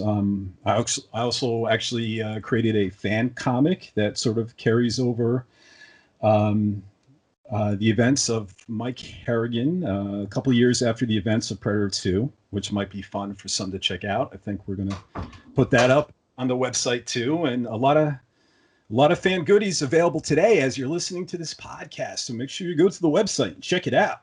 Indeed, and if anybody listening knows how to get in touch with Jim and John Thomas, please hook us up. I just want to know about all these other ideas for Predator 2 and Predator 3. Would just love it, please. Yeah. So they were thinking about Predator 3 before it kind of went on. Well, they were apparently offered and they said that they the director's chair for Predator 3 to 10 other people as well. I never took that seriously. Do you think we ever really got Predator 3, or was Predators more of a soft reboot? It was a soft reboot while still being a sequel. But no, I mean we still missed out on things like was it Sam Park's pitch, where it was Dutch in the middle of New York in the middle of a snowstorm. I tried to reach out to him as well, actually, but never heard anything back from him. Can you imagine Arnold's face reading that script though, saying they want me to reprise Mr. Freeze again? Well, Arnie's feels like the OWLF tapes are Predator 3. You know what? I do have a point I wanted to bring up. It's a little thing, but it made me both eye roll and chuckle at the same time. What would this be? OWLF, secret organization, researching aliens and stuff like that. And it makes me chuckle about it in Halo as well. Secret organization rocks up with the tie with their special logo on. They've got polos with a special logo on. Isn't it a pin he has on the tie? It's a little pin he has. I thought it looked embroidered on the... I want to point this out, actually, because, earlier I said I'd watched my Blu-ray of Predator 2 for the first time. I noticed something I've never noticed before. Right at the end of it, Harrigan's all covered in the debris and stuff, and Garber comes up to him saying, "Oh, what the fuck happened, man?" And he's got this triangular logo thing on his shirt, which is clearly the OWLF. Now, earlier in the film, I thought, I wonder if anyone's going to have that logo on later on, because I noticed when Harrigan just randomly goes up to Keyes and shoves him against a wall, like a public police building type thing, he said, he's killed my partner, I'm going to go after him. Keyes has the OWLF logo on his tie, and it's like this government department that's all super secret has gone, running out of budget, guys. You know what we need to do? Merchandising. He's like meant to be secret. Hey, they take pride in their organization. They like to have a little bit of secret bling that, And another thing that I thought about as well when we're watching it was how quickly they show up to the slaughterhouse. Not the slaughterhouse. The drug shootout. The first one. So I think that they've been tracking it. I think that there'd been some other bits, bits of the city hunter having fun, and they'd Because it always struck me as odd because there's nothing distinctively Predator about what they hear about. Well, if you look in the part where it's about to come into the slaughterhouse, they have that map and it says, "Sir, we're tracking it. It's coming in," and you see it on this map of the city. So I think it's pheromone tracking. Yeah. So they've been and Bill Paxton's character Jerry, he mentions, they've been setting up these weird scanners. radar things all over the city. So they are aware it's in the city somehow. So that's something I'd actually like to see something in the EU potentially do. Maybe something for, if it bleeds to, if we ever get it, something from Key's point of view pre Danny Glover's involvement. Well, Harrigan's involvement. I do that so much with the Predator side of things. The actor being synonymous with the film rather than Anyway, can I just raise an interesting question regarding sequels specifically? Usually they change something, they make, as Adam was saying earlier, they try to make it bigger and better and that. Now, very, very noticeably, they did change not just the mask and that, they actually changed the Predator's whole sort of head and the jaws. They put a lot of spiked stuff. Yeah. They made the fangs much more obvious. Now, to me, it was a case where, like with Aliens compared to Alien, I liked the ridge-headed designs more. With Predator 2, although I've got issues with the narrative structure and stuff, I felt this design that Stan Winston did, I thought this was superior to the one in the original Predator film. Well, you see both in the films. Yeah, with Greyback, yeah. But I mean, in terms of this as an evolution of the design in the first Predator film, what do you think of? Do you think it's inferior, indifferent, or do you think it's like me? I think it was a better design in Predator 2. I think it's superior myself. I thought, Adam's right. They did use the original Jungle Hunter mold for the Elder Greyback Predator. They did add some facial applications to him. They added some spikes and little bumps and shine of age. They split his tusk to show another sign of age, like tooth decay would, and they grayed up his dreads. But it was the original mold, but I just prefer the City Hunter. And, this often is a big debate on the forums. What do you like better, the Jungle Hunter or the City Hunter? And it seems to break pretty evenly. Maybe the Jungle Hunter by a hair, because it's just cherished, just like the movie is. But it was wonderful. Stan Winston had a lot more time to work on this suit, and they improved. What about the rest of the? What about the rest of the unmasked Lost Tribe? Was that all the Predator 2 City Hunter molds? Like Shaman, like Snake? Because I know Greyback was reused P1, but they said that's the reason why they in Stan Winston's book, I believe it was, they said that's the reason why they didn't put any of the armor on the City Hunter's body, because they wanted to reuse the body to create the other Lost Predators, and then they could put different sets of armor and different sets of jewelry on them and make them look different, versus the Jungle Hunter that had the armor pretty much built into the suit. Yeah. But I love the improvements to the face, the articulated gullet, the lip movement, the ability to make facial expressions. And even the jungle, not the armor not being attached to the suit like the Jungle Hunter, it looked more authentic. And for me, and the paint scheme, I just love it all. But you know what? It's like chocolate and vanilla. I mean, they're both ice cream. They're both wonderful. No, it just seems like different physical variations of the same creature. And it was cool to see the Predator 1 mask on Scout in the end as well, because he's kind of wearing the City Hunter armor, but you still get to see that Predator 1 classic mask again. So yeah, no. I've often said it might be that instead of putting human breasts on them, it might have been that those obvious differences, that might be the difference between one is male and one is female. They don't have to be different species. Headcanon. I also like that sort of zigzagging head pattern they gave the City Hunter on the sort of above the dreadlocks part. I thought that was interesting as well. I think I prefer Jungle Hunter's paint scheme. Right. Because as we've made clear, I have a thing about tan. But I really like the City Hunter's ridged, and I like the technical developments in terms of the mask and stuff like that. You know, like you were saying, AJ, with the gullet and the inner mouth moving, and there's the tusks on the bottom are new as well, aren't they? Yeah. Yeah, and I like those as well. So maybe Jungle Hunter's paint scheme on City Hunter's body Could be interesting. But then again, I like the copper of City Hunter's armor. Where you going, Aaron? What are you gonna do? I don't know this stuff, but the one thing I can tell you that I absolutely fucking love is the fact that we got the Gort mask at the end with the Lost Tribe. Yeah. I love that it actually to be on screen. And talk about, you know, making the most of your resources as well. Getting it on there. Well, that's everything from us. I hope you've enjoyed listening to our Predator 2 retrospective. You know, again, it's one of those films that I don't think we've ever really spoke about in too great a depth on the podcast. Just because, you know, we're dealing with generally what's coming out at the time. So stuff to do with the films tends to be tangents, I guess, in terms of how they relate to some of the newer stuff. Oh, Aaron, we were gonna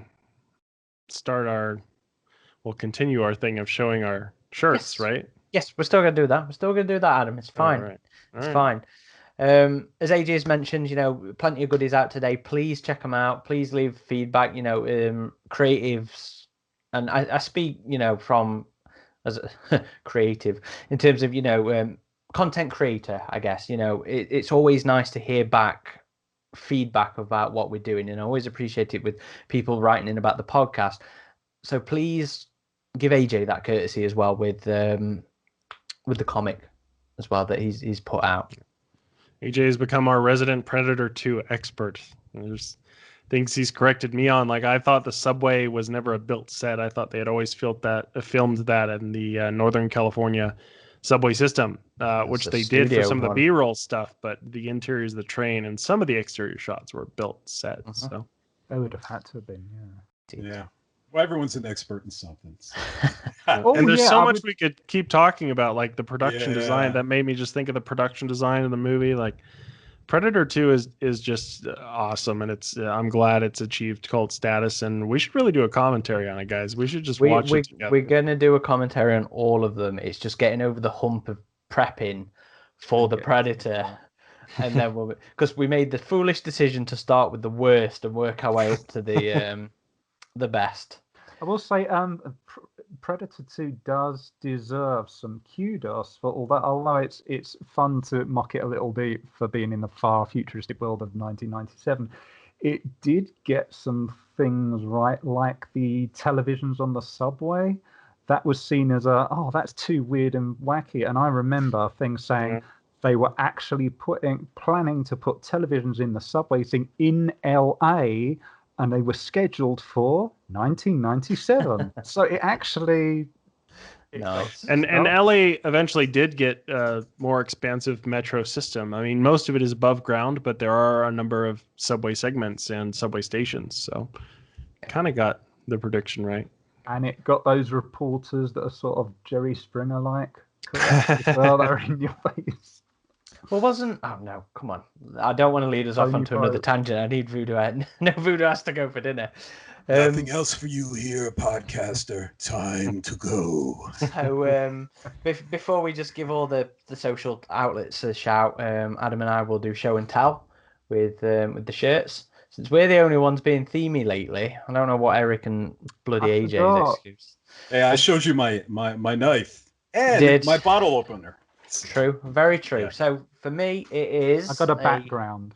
Nice silhouetted Predator clinging to a tree. Very nice. That's available on our TeePublic page. Yep. And what you got? For me, I got this at a comic shop called Things from Another World. They have one at Universal City Walk as well. I believe in Portland, Oregon. They do a lot of collab stuff with Dark Horse. But this is just kind of a comic themed Predator shirt here. It's the big game cover, I think. That comic cover, yeah. Yeah, I think it's big game. I have not seen Predator 2 shirts around, so I need to find one. There are some on eBay. So I don't think they're authorized per se, but there are some on eBay. Plus, you can also get those the ones actually from 1990. And those are expensive. The promo. I bet they'd be the promo ones, wouldn't they? Yeah. Cool. Right. Well, thank you. One last thing we forgot to mention: Predator 2 poster design on point. Yep. Those posters, man. Yep. Making most of that. The city skyscraper dangling over the edge thing. Even that one with him looking down from the eastern building too. Yeah. Well, it was that the one on the video was the electric lightning storm. Yeah. Sorry, AJ. Keep bringing it up. AJ's like, I've got food to I go had to give get. the posters shout out because I love those designs. Well, anyway, thank you everybody for listening or watching, depending on where you're you're viewing this. As always, if you want to interact with us more, the hub of our activity is on avpgalaxy.net. There is message boards. You can sign up, come and join in with the rest of the Alien and Predator nerds. Leave us your comments on the podcast and join in with the rest of the discussion. If you want to email us, we have an address which is podcast@avpgalaxy.net. We always love to hear back from people. It's nice to know that people are listening and enjoying or criticizing.